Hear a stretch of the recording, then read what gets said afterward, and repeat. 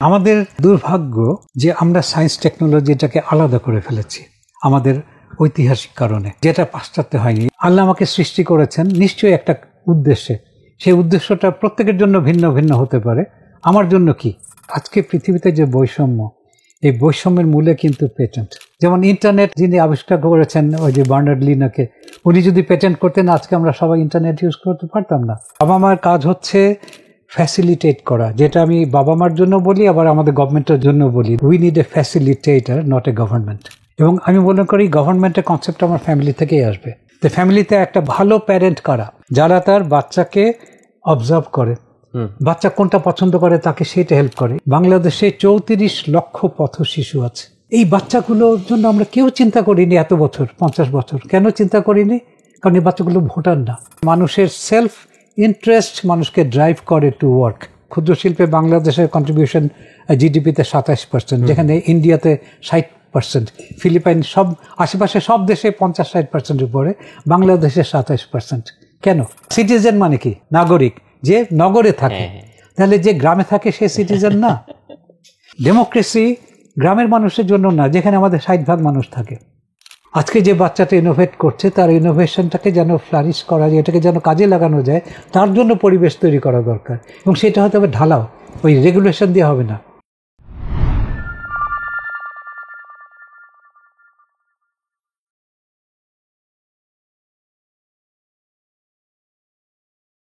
প্রিয় দর্শক, আসসালামু আলাইকুম। স্বাগত জানাচ্ছি অন্যরকম কথার নতুন পর্বে।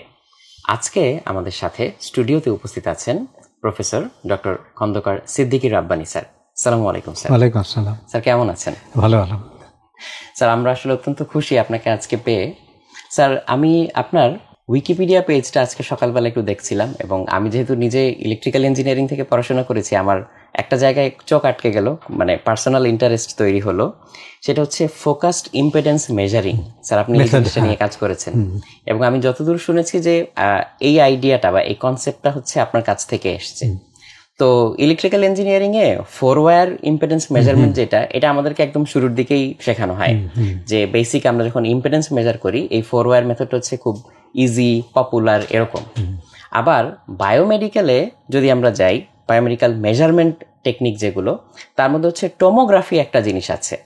তো টোমোগ্রাফিতে আবার হচ্ছে অনেক জায়গায় অনেকগুলো মেজারমেন্ট নিতে হয়, নিয়ে স্ট্যাক আপ করে সেখান থেকে একটা ইন্টারপ্রিটেড ডাটা বের করা হয়। ওটাও কিন্তু 4 ইলেকট্রোড মেজারমেন্টেরই একটা মাল্টিপল একটা ভার্সন। সো আমার কাছে যেটা ইন্টারেস্টিং লেগেছে যে স্যার আপনি যে আইডিয়াটা নিয়ে এসেছিলেন যে দুইটার মাঝামাঝি একটা টেকনিক, যেটা মানে কাইন্ড অফ বলা যায় যে আমাদের মতো দেশের জন্য খুবই উপযোগী, যে এটা হচ্ছে খুব বেশি জটিলও হবে না, আবার হচ্ছে খুব বেশি খরচ সাপেক্ষও হবে না।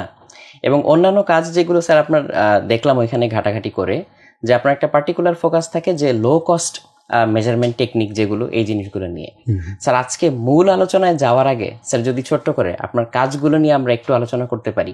আমি নিজে খুবই পার্সোনালি ইন্টারেস্টেড, আমার মনে হয় আমাদের স্টুডেন্টরা যারা এবং টিচাররা যারা আছেন, গার্ডিয়ানরা যারা আছেন, তারাও থ্রিল ফিল করবেন, কারণ এই ধরনের গবেষণার কাজগুলো, এগুলো শুনতে শুনতেই কিন্তু আমাদের মধ্যে ইন্সপাইরেশনটা কাজ করবে, যে আমরাও হয়তো এই জিনিসগুলো নিয়ে কাজ করতে পারবো বা এটা নিয়ে নতুন কিছু জানতে পারবো। Sir please. আচ্ছা, আমি যদি এটা বলতে হয় তাহলে একটু আগে চলে যাই। আমার স্কুল জীবনে আমি ছোটবেলা থেকে আমার মা জিনিসপত্র বানাতেন, হ্যান্ডিক্রাফটস, তো ওগুলো দেখে আমার ভিতরে একটা ওরকম স্পেশাল একটা ন্যাক ছিল।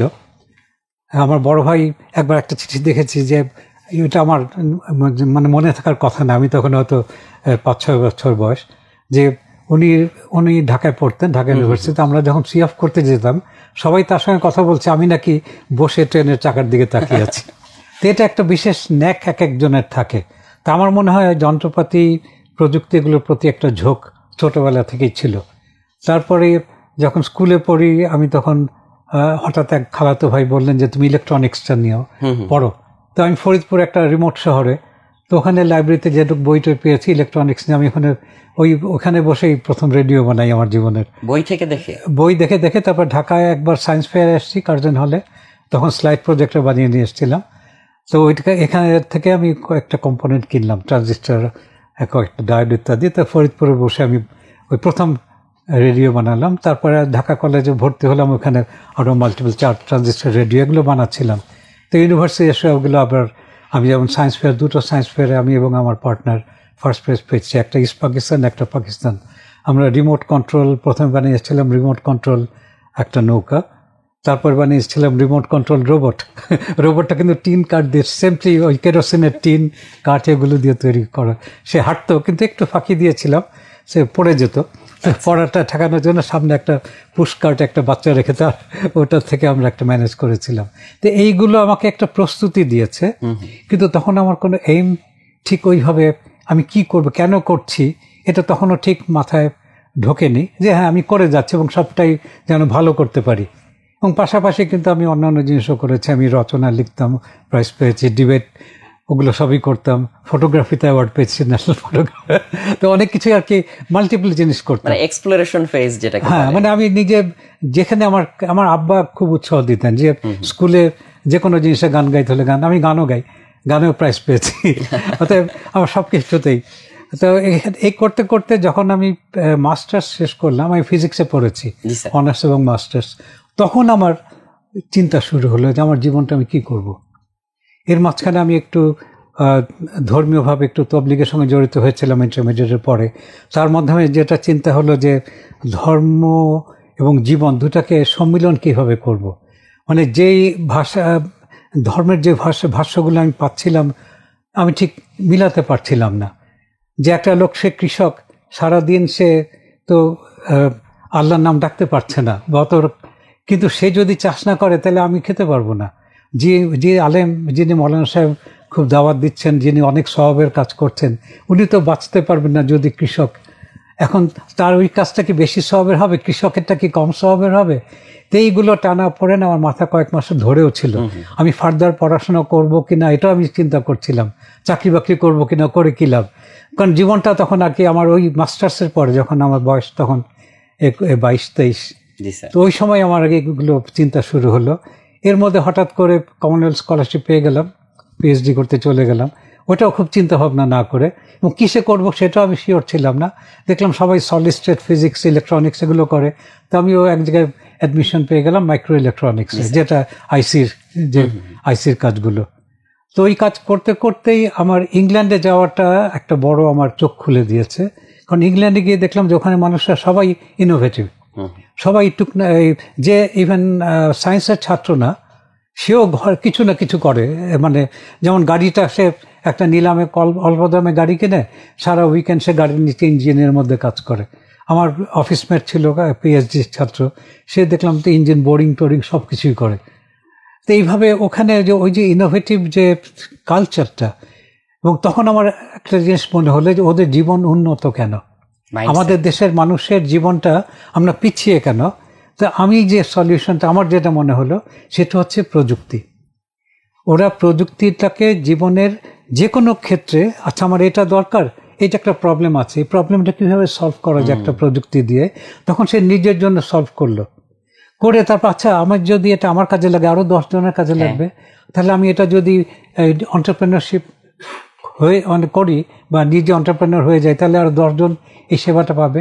এইভাবে করেই কিন্তু ওদের যে টেকনোলজিক্যাল বা সায়েন্টিফিক যে ডেভেলপমেন্ট হয়েছে, এটা কিন্তু এই আমার ধারণা এই চিন্তা থেকে। এবং তখন আমার মনে হলো আজকে যেমন ধরো যে আমাদের দেশে আমরা 1000 বছর আগে যে টেকনোলজি ছিল, সে হাল, যে লাঙল হাল, আমাদের কয়েক বছর আগে পাওয়ার টিলার এখন আসতে শুরু করেছে, কিন্তু এর আগ পর্যন্ত ওইটাই আছে, তাই না?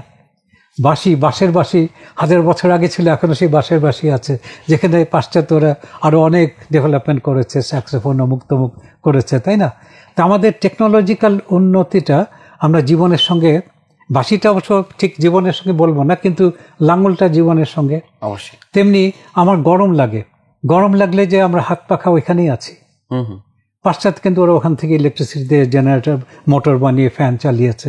আমরা এগুলো ওদের কাছ থেকে শিখে কিনছি বা জোগাড় করছি, নিজেরা কিছু কিছু বানাবার চেষ্টা করছি, যদিও আমাদের বিভিন্ন আমি বলবো নীতি নির্ধারকদের তাদেরও সীমাবদ্ধতার কারণে এই জায়গাগুলো আমরা এগিয়ে যেতে পারিনি, যেখানে পাশের দেশগুলো অনেক এগিয়ে গেছে। আমরা বাংলাদেশ কিন্তু অনেক পিছিয়ে আছি, সেগুলো দুঃখজনক।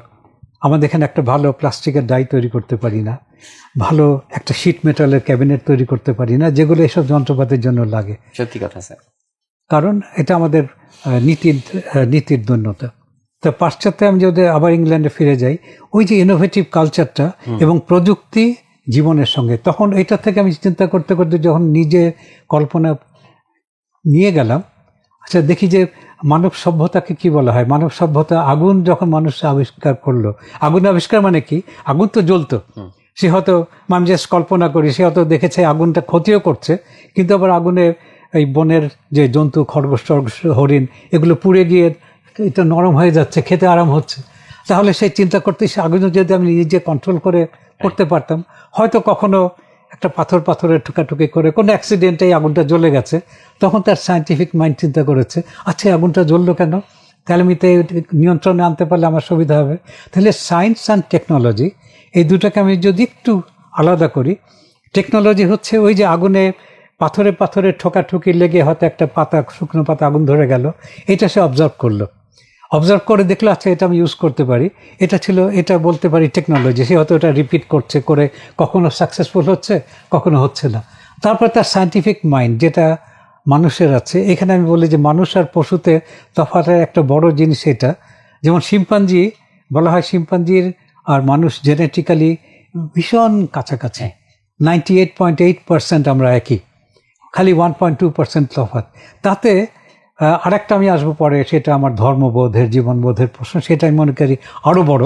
কিন্তু সায়েন্স আমি টেকনোলজির ক্ষেত্রে একটু বলতে পারি, একটা শিম্পাঞ্জি কিন্তু উইয়ের ঢিবির মধ্যে একটা কাঠি ঢুকিয়ে দেয়, হ্যাঁ, কাঠি ঢুকিয়ে এসে ওর মধ্যে উই পোকা ধরে, সেটা নিয়ে এসে খায়। এটা কিন্তু একটা যন্ত্র, কিন্তু সে এটাকে ফার্দার আর উন্নতি করতে পারে না। কিন্তু মানুষ ওইখানে যখন সে আগুনটা আবিষ্কার করলো, আচ্ছা এই আগুনটা তাহলে আমি নিজে কীভাবে জ্বালাতে পারি রেগুলার, তারপর এটাকে আবার যদি এটা নিয়ন্ত্রণের বাইরে চলে যায়, আমার ক্ষতি হচ্ছে, আমি নিয়ন্ত্রণ কিভাবে করতে পারি। তখন তার সায়েন্টিফিক ইনভেস্টিগেশন এবং টেকনোলজি, এই দুটো আমি বলি মানব সভ্যতা। আমি যদি আজকে মানুষের কথা বলি, তার গোড়ায় রয়েছে প্রযুক্তি আর সায়েন্স। আমি আগে প্রযুক্তি নিয়ে আসছি, কারণ প্রযুক্তিটা সে অবজার্ভ করেছে, তারপর তার সায়েন্টিফিক মাইন্ডটা কাজ করেছে। এখন এই সায়েন্স টেকনোলজি তারপর হাতে হাত ধরে এগিয়েছে। এখন আমাদের দুর্ভাগ্য যে আমরা সায়েন্স টেকনোলজিটাকে আলাদা করে ফেলেছি আমাদের ঐতিহাসিক কারণে। কারণ এখানে যেটা পাশ্চাত্যে হয়নি, এটা আমি আমার মৌলিক একটা চিন্তা অনেক জায়গায় বলি, আমি জানি না এই বয়সের বাচ্চাদের জন্য এটা কতটা সুইটেবল হবে, যে আমাদের দেশে আর্যরা এসেছিল বাইরে থেকে। আর্যরা বাইরে থেকে এসে তারা বলল যে এই ধর্ম, জ্ঞান, বিজ্ঞান এগুলো শুধু তারা করবে, আর আমাদের যারা সাধারণ লোক, যারা তাঁতি, কামার, কুমার, জেলে, এরা হয়ে গেল সব নিচের শ্রেণী। যেটা যদিও বলা হয় এটা হিন্দু ধর্মে, কিন্তু আমি মনে করি এটা হিন্দু ধর্মের না, এটা আর্যরা এসে শ্রেণী বিভাগ করেছে কাজ হিসাবে। যে ব্রাহ্মণের কাজ হচ্ছে শুধু এই জ্ঞান, বিজ্ঞান, এবং বিজ্ঞান বলতে সে শুধু মহাকাশ বুঝত, জ্যোতির্বিজ্ঞান, আকাশটাই বিজ্ঞান, কিন্তু মাটিতে যে বিজ্ঞান আছে এটাকে সে আমল দিত না তেমন। এটা খুব নিচের জিনিস, এটা এখনো আমাদের মধ্যে অনেকের মধ্যে আছে। It's too mundane. আমাদের কিছু কাজ দেখে একজন ফিজিসিস্ট বলছিলেন, বাঙালি ফিজিসিস্ট, আমাদের মেডিকেল ফিজিক্সের কাজগুলো ইটস টু মানডেইন, মানে মাটির কাছাকাছি, একটু নিচু।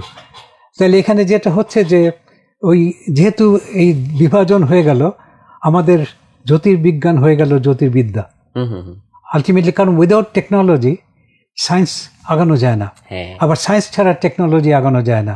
তাহলে ওই জ্যোতির্বিজ্ঞান যেটা ছিল গ্রহ নক্ষত্রে, সেটা হয়ে গেল ভূত ভবিষ্যৎ গণনা করার জন্য জ্যোতিষশাস্ত্র, যেটা বিজ্ঞান না। আবার আমাদের যারা টেকনোলজিস্ট, যারা কৃষক, তারপরে তাঁতি, যারা কামার, কুমার, এরা কিন্তু ওইখানে থেকে গেল হাজার বছর ধরে, কারণ বিজ্ঞান থেকে তারা অবদান পায়নি। কিন্তু পাশ্চাত্যে কি হয়েছে, পাশ্চাত্যে তারা দেখেছে না, মাটির মধ্যেও বিজ্ঞান আছে, তারা মাটিতে বিজ্ঞান খুঁজে সেখান থেকে কাঁচ বের করেছে, সে কাঁচ দিয়ে লেন্স বানিয়ে, আরও রেডিও টেলিস্কোপ বানিয়ে তারা মহাকাশকে আরও বেশি দেখেছে, জ্যোতির্বিজ্ঞান আরও উন্নত হয়েছে। আবার সেই টেকনোলজিগুলো মানুষের কল্যাণে এসছে। এরা আসলে শুধু জ্যোতির্বিজ্ঞান করার জন্য টেকনোলজি করেনি। পাশ্চাত্যে, যেটা আমি আগেই বলেছি, তারা কিন্তু টেকনোলজি করেছে জীবনটাকে সহজ করার জন্য।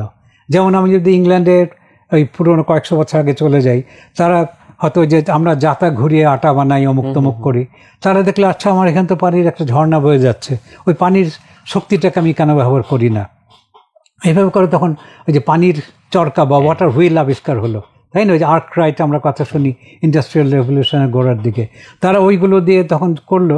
তাহলে এই টেকনোলজিটা আবার এত সহজ যে আশেপাশে সবার জন্য খুব সহজ হয়ে গেল, তারা এটা কপি করতে শুরু করলো। উইন্ডমিলও তো স্যার উইন্ডমিলও তাই। তাহলে এইভাবে কি হলো, ইন্ডাস্ট্রিয়াল রেভলিউশন হলো। এখানে আমি একটা কথা বলি, রেভলিউশন মানে কিন্তু মানুষের গণবিপ্লব, তার মানে জনগণের সম্পৃক্ততা চাই। আমি আলাদা করে একা একটা টেকনোলজি ডেভেলপ করলাম, এটা কিন্তু বিপ্লব না।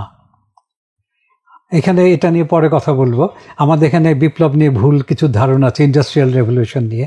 তা আমি এখানে যদি আবার আসি, তাহলে এই যে টেকনোলজিগুলো, সে তার জীবনটাকে ইজি করলো, তার ঘর ঠান্ডা, ফায়ার প্লেসে চুলা দিয়ে আগুন জ্বালায়, তখন সে এর মধ্যে ইলেকট্রিসিটি আবিষ্কার হলো, দেখলাম ইলেকট্রিসিটি দিয়ে ঘর গরম করতে পারি, তাই না? তো এইভাবে করে করে তার জীবনের প্রত্যেকটা জিনিসকে এখনো তারা করে যাচ্ছে। এখনো দেখবে যে আমি যদি দোকানে যাই, এই একই যে গ্লাসটা, এই গ্লাসের আবার কত রকম ভ্যারিয়েশন তারা করছে। একটা পাতিলের কত রকম ভ্যারিয়েশন করছে। একটা হচ্ছে যে কিছুটা কম্পিটিশন থেকে ভ্যারিয়েশন, আর কিছুটা কেউ করতে করতে হঠাৎ করে দেখলে আচ্ছা এই একটা জায়গা, এটা কেউ তো করেনি, এটা আমি করতে পারি। আমাদেরও কিছু এরকম প্রোডাক্ট আছে যেটা আগে কেউ কখনো করেনি, কিন্তু আমরা করতে করতে সেটা করেছি। যেমন ইদানিং একটা বলবো যে আমরা একটা মানে আমি একটা রিসেন্ট আইডিয়া, তো এটা দেওয়ার পরে কয়েকজন ফার্মাসিউটিক্যাল ইন্ডাস্ট্রি কয়েকজনের সঙ্গে কথা বললাম, ভীষণ এক্সাইটেড তারা। স্যার মানে আমার যেটা আইডিয়া সেটা হচ্ছে একজন ডাক্তার, এই কোভিডের পরে বিশেষ করে আমরা এই জীবাণু নিয়ে কাজ করছি অনেক, জীবাণু কীভাবে ডাক্তারদের প্রোটেকশন দেওয়া যায়, ধ্বংস করা যায় আলট্রাভায়োলেট দিয়ে। তো এখানে হঠাৎ আমরা ওই হেপা ফিল্টার দিয়ে একটা হুড বানিয়েছিলাম যে ডাক্তারদের প্রোটেকশনের জন্য। তো সেইটার একটা ভার্সন আমি চিন্তা করলাম, আমি যদি টেবিলে রাখি, ডাক্তার সাহেব যখন কথা বলছে, আমি ডাক্তার, তুমি পেশেন্ট, তো অনেক পেশেন্ট আসে, কারো কারো রেসপিরেশনে কোভিড বা ওই টাইপের জীবাণু থাকতে পারে। অনেক ডাক্তাররা কিন্তু একটা কাচের শিল্ড দিয়ে অনেক সময় করেন, তাকে ধরেনও না, বা তো সেক্ষেত্রে কিন্তু আবার এটা দেখতেও ভালো লাগে না, আর কমিউনিকেশন অসুবিধা হয়। তা আমি যেটা করেছি, সিম্পলি এটার মধ্যে একটা হেপা ফিল্টার দিয়েছি, যে হেপা সবচেয়ে 14 বলে, যেটা কোভিড জীবাণু আটকাতে পারে, আর সামনে একটা ব্লোয়ার দিয়ে আমি সামনে একটা এয়ার কার্টেন দিচ্ছি। আমাদের দরজায় এয়ার কার্টেন থাকে, ঠিক একই যে আমি টেবিলে এয়ার কার্টেন করছি পার্সোনাল। তাহলে এই এয়ার কার্টেনটা গেলে কি হবে, ডাক্তার সাহেব ওই রোগীর জীবাণুটা তার মধ্যে ঢুকবে না। এটা কিন্তু সম্পূর্ণ নতুন আবিষ্কার আমার। এবং আমি কিন্তু আরেকটা জিনিস বলে, আমি পেটেন্ট করি না। আমার আইডিয়াগুলো নিয়ে কেউ যদি কাজ করে আমি খুশি হব, কারণ আমি চাই পৃথিবীর সমস্ত মানুষ যেন টেকনোলজি দিয়ে তাদের জীবনকে উন্নত করতে পারে। এই যে আবিষ্কারগুলো, এই ইংল্যান্ডে এটা প্রচুর হতো, ইংল্যান্ড, ইউরোপে, বিভিন্ন জায়গায়। তাহলে ওইখান থেকে আমার ইয়ে হলো যে তাহলে আমাদের জীবনের যেই দেশ থেকে আমি এসেছি, এই দেশের বেশিরভাগ মানুষ এখনও বিশেষ করে আমি গ্রামের কথা যদি বলি, শহরে আমরা তো বিদেশি জিনিস দিয়ে অভ্যস্ত, বিদেশি জিনিস সব ইউজ করছি, কিন্তু গ্রামের মানুষের কাছে সেটা যাচ্ছে না, কারণ যেই এগুলোর যে দাম এবং তার জন্য যে ইনফ্রাস্ট্রাকচার দরকার, সেটা সব শহরের। কারণ পাশ্চাত্যের সমস্ত আবিষ্কার কিন্তু শহরকে নিয়ে, ওদের গ্রিড ইলেকট্রিসিটি, পাইপড গ্যাস, সমস্ত মানুষের সুবিধা দেওয়ার জন্য ব্যবস্থাগুলো শহরে, কারণ তারা মানুষকে সব গ্রাম থেকে শহরে নিয়ে আসছে ইন্ডাস্ট্রিয়াল রেভলিউশনের মাধ্যমে। সো শহরকে বেস করে তাদের টেকনোলজি ইনোভেশন হয়েছে। আমরা কি করছি, আমাদের যারা পলিসি মেকার, তারা অন্ধভাবে পাশ্চাত্যের অনুকরণ করতে চাচ্ছি, এবং তাদের যারা অ্যাডভাইজার আমাদের দেশে আসে, তারাও তো ওর বাইরে চিন্তা করতে পারে না। তারা খালি বলে এটা তুমি কিভাবে অ্যাপ্লাই করবে, কিন্তু আমার দেশে ওইটা অ্যাপ্লাই করতে গিয়ে আমাদের কোটি কোটি কোটি কোটি টাকা আমরা ওয়েস্ট করছি, যেগুলো আলটিমেটলি কোনো রেজাল্ট দিচ্ছে না। সেক্ষেত্রে আমাদের নিজস্ব উদ্ভাবন দরকার। হ্যাঁ, মানে আমাদের জন্য উপযোগী। সেই উদ্ভাবন কে করবে? এই উদ্ভাবন তো এর জন্য বিজ্ঞান দরকার। এখন যে বিজ্ঞানের জ্ঞান যে পেয়েছে পাশ্চাত্যে, সে তো এই যে উদ্ভাবন করতে পারবে না।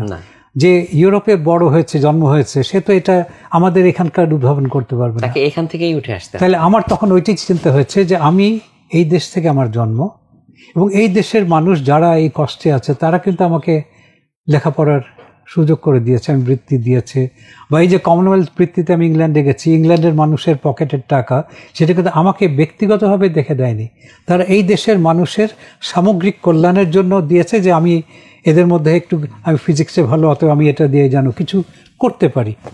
কিন্তু এই আনফর্চুনেটলি আমাদের এখানে সামহাও একটা চল চলে আসছে, লেখাপড়া করে যে গাড়ি ঘোড়া চড়ে সে, মানে আমাদের লেখাপড়া করার জন্য গাড়ি ঘোড়ার এই উদ্দেশ্যটা দেখানো হয়েছে। আমি যে লেখাপড়া করে ব্যক্তি স্বার্থ, আমি যে লেখাপড়া করে জনগণের জন্য করব, এই চিন্তাটা আমাদের থেকে বের করে নেওয়া হয়েছে। এটা একটা বড় কারণ আমি মনে করি আমাদের দেশের বর্তমান সামগ্রিক অবস্থার কারণে। এবং মাঝে মাঝে মনে হয় আমরা শিক্ষিতরা বেশি অশিক্ষিত, বরঞ্চ অশিক্ষিতরা এখনো আমাদের থেকে ভালো আছে। তো এই জিনিসটা দুঃখ হয় মাঝে মাঝে। তো এখন ওইখান থেকে বললাম যে আমি তখন চিন্তা করলাম যে না, আমি তাহলে আমি আর মাইক্রো ইলেকট্রনিক্সে যেটাতে আমি পিএইচডি করলাম, এটা বাংলাদেশে এই মুহূর্তে কাজে আসবে না। কারণ বাংলাদেশ প্রত্যেকেই একটা স্তর থাকে। আমি ক্লাস 2-তে 3-তে পড়ছি, আমাকে যদি এখন মাস্টার্স ক্লাসের জিনিস দেওয়া হয় যে এটা করো, আমি পারবো না, কাজেও লাগবে না। তা আমি দেখলাম যে বাংলাদেশ থেকে একটা আইসি আমি যদি তৈরি করতে চাই, বাংলাদেশে ইনফ্রাস্ট্রাকচার এটা আগামী 30-40 বছর হবে না। অতএব আমি তখনই ডিসাইড করেছি আমি মাইক্রো ইলেকট্রনিক্স করবো না। স্যার এখনো হচ্ছে না, আমি মনে করি এখনো 30-40 বছর পার করে যেতে হবে। এখন আমার সুপারভাইজার তখন আমাকে বলছিলেন যে তুমি অ্যাটলিস্ট এইভাবে চিন্তা করতে পারো যে তোমার দেশে ইলেকট্রনিক কম্পোনেন্ট ব্যবহার করবে, তুমি যেহেতু আইসি ভিতরের টেকনিকগুলো জানো, ফিজিক্সটা জানো, তোমার জন্য এগুলো অ্যাপ্লিকেশনের ডিজাইনের সুবিধা হবে। তো এটা আমি কিন্তু ফিল করছি যে এটা কাজ করেছে। আমি অনেকের তুলনায় অনেক জিনিস মনে হয় যেন তাড়াতাড়ি সলিউশনে যেতে পারছি ইলেকট্রনিক্স ডিজাইনে, কারণ আইসিগুলো আমরা বাইরের আইসি ইউজ করছি। তো ওইটা চিন্তা করে আমি দেশে ফিরে আসলাম। এর মধ্যে কিন্তু আমার সুপারভাইজার একটা অফারও দিয়েছেন, উনি আমেরিকা গেছেন, বলে তোমার মতো লোক খুঁজছে ওরা। তো আমি বললাম না, আমি কোথাও যাব না। আর ওইটা আমি দেখলাম আমি যদি ইংল্যান্ডে চাকরি করি আমি আটকে যাব। আর ওখানে যে একটা পা থাকে, দেশে আমি জানি অনেক চ্যালেঞ্জ, দেশে আমি পরে ফিরে কাজ করতে গেলেও যখন একটু বাধা পাবো আমি আবার ফিরে যাব, কারণ ওখানে আমার একটা পা রয়ে গেছে। অ্যাকচুয়ালি এটা আমি দেখেছি। আমি এই যে সিদ্ধান্তগুলো নিয়েছি, আমি আল্লাহর কাছে কৃতজ্ঞতা প্রকাশ করি যে আমি ওই সময় যেন মনে হয় ঠিকই সিদ্ধান্ত নিয়েছিলাম। কারণ তখন আমার মাথায় চিন্তা ছিল যে পাশ্চাত্যে আমার মতো অনেক মানুষ আছে, অনেক বিজ্ঞানী আছে, কিন্তু বাংলাদেশ তো সেরকম নাই। তাহলে আমি যদি পাশ্চাত্যে থাকি আমার কন্ট্রিবিউশন হবে সমুদ্রে একটা ফোঁটার মতো, আর বাংলাদেশে আমার সেই একটা ফোঁটাই কিন্তু অনেক বড় হতে পারে। তো এই চিন্তা করে আমার ইন্ডিয়া থেকে একজন ভদ্রলোক বলছিলেন আইআইটি দিল্লির, যে তুমি তোমার কাজটাকে দিল্লি আইআইটিতে 2 বছর থেকে যাও। আমি বললাম যে না, আমি স্ট্রেইট পিএইচডি ডিগ্রি পাওয়ার সঙ্গে সঙ্গে উইদিন মানে নেক্সট অপরচুনিটি আমি দেশে চলে এসেছি। আমার কিন্তু চাকরিও নাই, আমি কমনওয়েলথ স্কলারশিপ পেয়েছিলাম জাস্ট আমার রেজাল্টের উপরে ভিত্তি করে। তো এখানে সামহাও ফিজিক্স, তখনও তো এত পলিটিক্স এগুলো ছিল না। তো ফিজিক্স ডিপার্টমেন্টের চেয়ারম্যান ছিলেন প্রফেসর মোহতাসম হোসেন, খুবই বিদগ্ধ মানুষ, সায়েন্টিস্ট। উনি বললেন যে তোমার সাবজেক্টটা আমার ভালো লাগছে, তুমি ঢাকার বাইরে যেও না। তো ঢাকার মধ্যে আর চাকরি তেমন পাইনি। উনি বললেন ঠিক আছে, আমি তোমাকে অ্যাডহক বেসিসে নিয়ে নেব। ওই কোনো ইন্টারভিউ কিচ্ছু না, কোনো অ্যাপ্লিকেশন কিচ্ছু না, জাস্ট ওই একটা ফরমাল এক কাগজে সাইন করে উনি আমাকে ভিসির সঙ্গে দেখা করিয়ে চাকরি দিয়ে দিলেন, পরে পার্মানেন্ট করে নিলেন। এবং উনি কিন্তু নিজেও নিউক্লিয়ার ফিজিসিস্ট ছিলেন, একজন খুব ভালো নিউক্লিয়ার, কিন্তু উনিও ফিল করলেন অ্যাট দ্য লেট, মানে তার বয়সের শেষের দিকে, যে এটাও বাংলাদেশে কোনো কাজে আসছে না। তখন উনি সোলার এনার্জি নিয়ে কাজ শুরু করলেন, যে সোলার এনার্জিটা ইউজফুল, এবং আমাকেও সোলার এনার্জিতে কাজ করার জন্য উৎসাহ দিলেন। অ্যাকচুয়ালি উনি বলতে গেলে বাংলাদেশে সোলার এনার্জি পায়োনিয়ার কিন্তু প্রফেসর মোহতাসম হোসেন। উনি ঢাকা ইউনিভার্সিটির সোলার এনার্জি রিসার্চ, এগুলো সব তার চেষ্টায় অবদান। আর আমি তখন তার সঙ্গে কাজ করে আমি দেখলাম যে আমি তখন সোলার ফটোভোল্টাইক একটা দিক ছিল, আর সোলার থার্মাল যেটা পানি গরম করা, এগুলো দিয়ে। তা আমি দেখলাম তখন ফটোভোল্টাইকটা কমার্শিয়ালি ভায়াবল ছিল না। তো আমি ওগুলো অ্যানালাইসিস করে আমি ভাবলাম যে না, আমি পানি গরম করার প্রযুক্তিতে যাব। তো সেটা করেছি, এবং সেটা কমার্শিয়াল করা যেত, কিন্তু কমার্শিয়াল করতে গেলে যে সময় টাকা পয়সা লাগে সেটা আমার ছিল না। কিন্তু ওটা করতে করতে এর মধ্যে আমরা আরেকটা সাইডে এসছি, আমি পরে বলবো। কিন্তু তখন জানলাম যে মানুষের যে আমরা পানি খাই, এই যে পানি খাচ্ছি, পানির মধ্যে জীবাণুর জন্য আমার ডায়রিয়া, কলেরা, টাইফয়েড সব কিছু হচ্ছে। তো একজন ডাক্তারের সঙ্গে আমরা কাজ করছিলাম মেডিকেল ফিজিক্স অন্য একটা লাইনে, ওটা আমি পরে আসছি। তো উনি বললেন যে আপনার সোলার এনার্জিকে আপনি এই পানি পিউরিফিকেশনে কাজে লাগাতে পারেন। তো আমার তো মাথায় যে পানি পিউরিফাই করতে হলে 100 ডিগ্রি সেলসিয়াসে 20 মিনিট ধরে ফুটাতে হবে, যেটা আমরা জীবাণুটাকে মারতে হওয়ার জন্য আমাদের ধারণা যে ফুটাতে হবে 20 মিনিট। আমি ওইটা করতে গেলে এটা অনেক, ওই টেম্পারেচার নিতে গেলে অনেক দাম পড়ে যাবে। উনি বললেন না, তখন উনি প্যাথোলজির প্রফেসর ছিলেন পিজি হাসপাতাল, এখন যেটা বিএসএমএমইউ। উনি বললেন না, পানি মাত্র 60 ডিগ্রি টেম্পারেচারে নিলে আধা ঘন্টা রাখলে জীবাণুমুক্ত হয়ে যায়। এই নলেজটা আমার নতুন। আমি বললাম হ্যাঁ 60 ডিগ্রিতে আমি পারবো কম পয়সায়।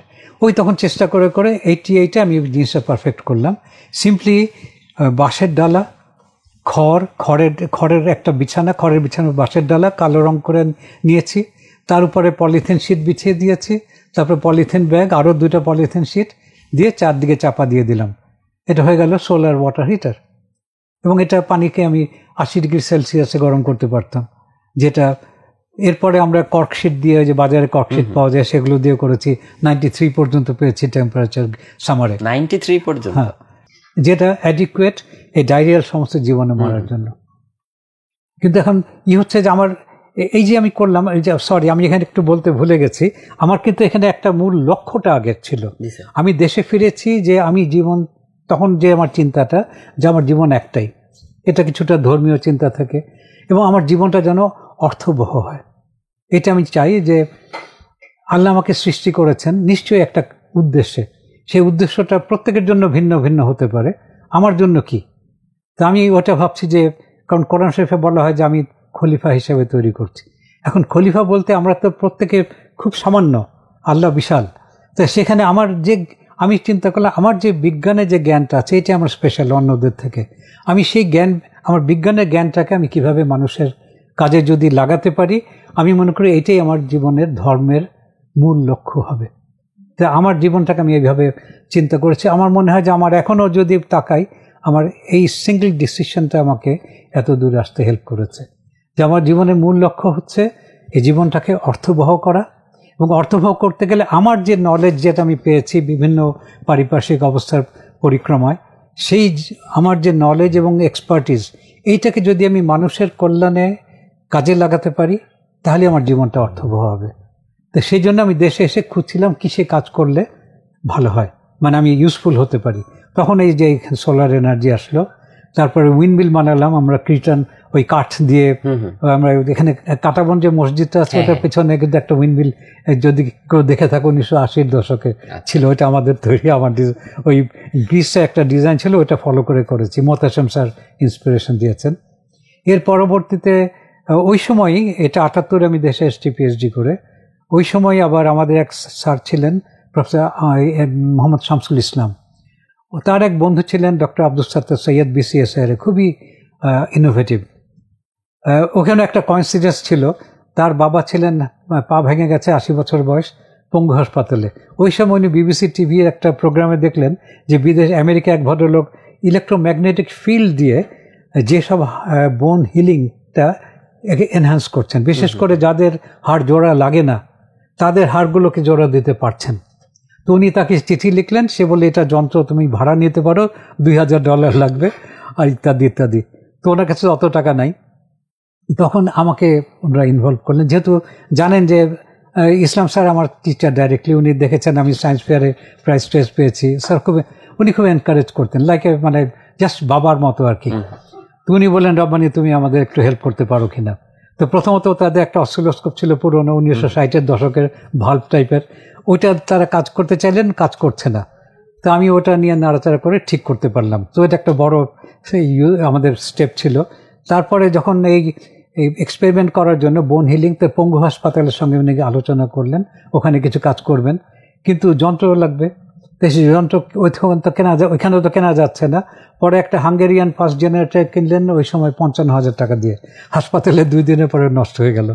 এখন কি করা যায়? তখন আমাকে বললেন যে তুমি এই আমার দরকার, তুমি কি করতে পারো? তা আমি বোধহয় আমার ইলেকট্রনিক সার্কিটে বোধহয় খুব সিম্পলি করলাম, আমার 300-400 টাকাও খরচ হয়নি।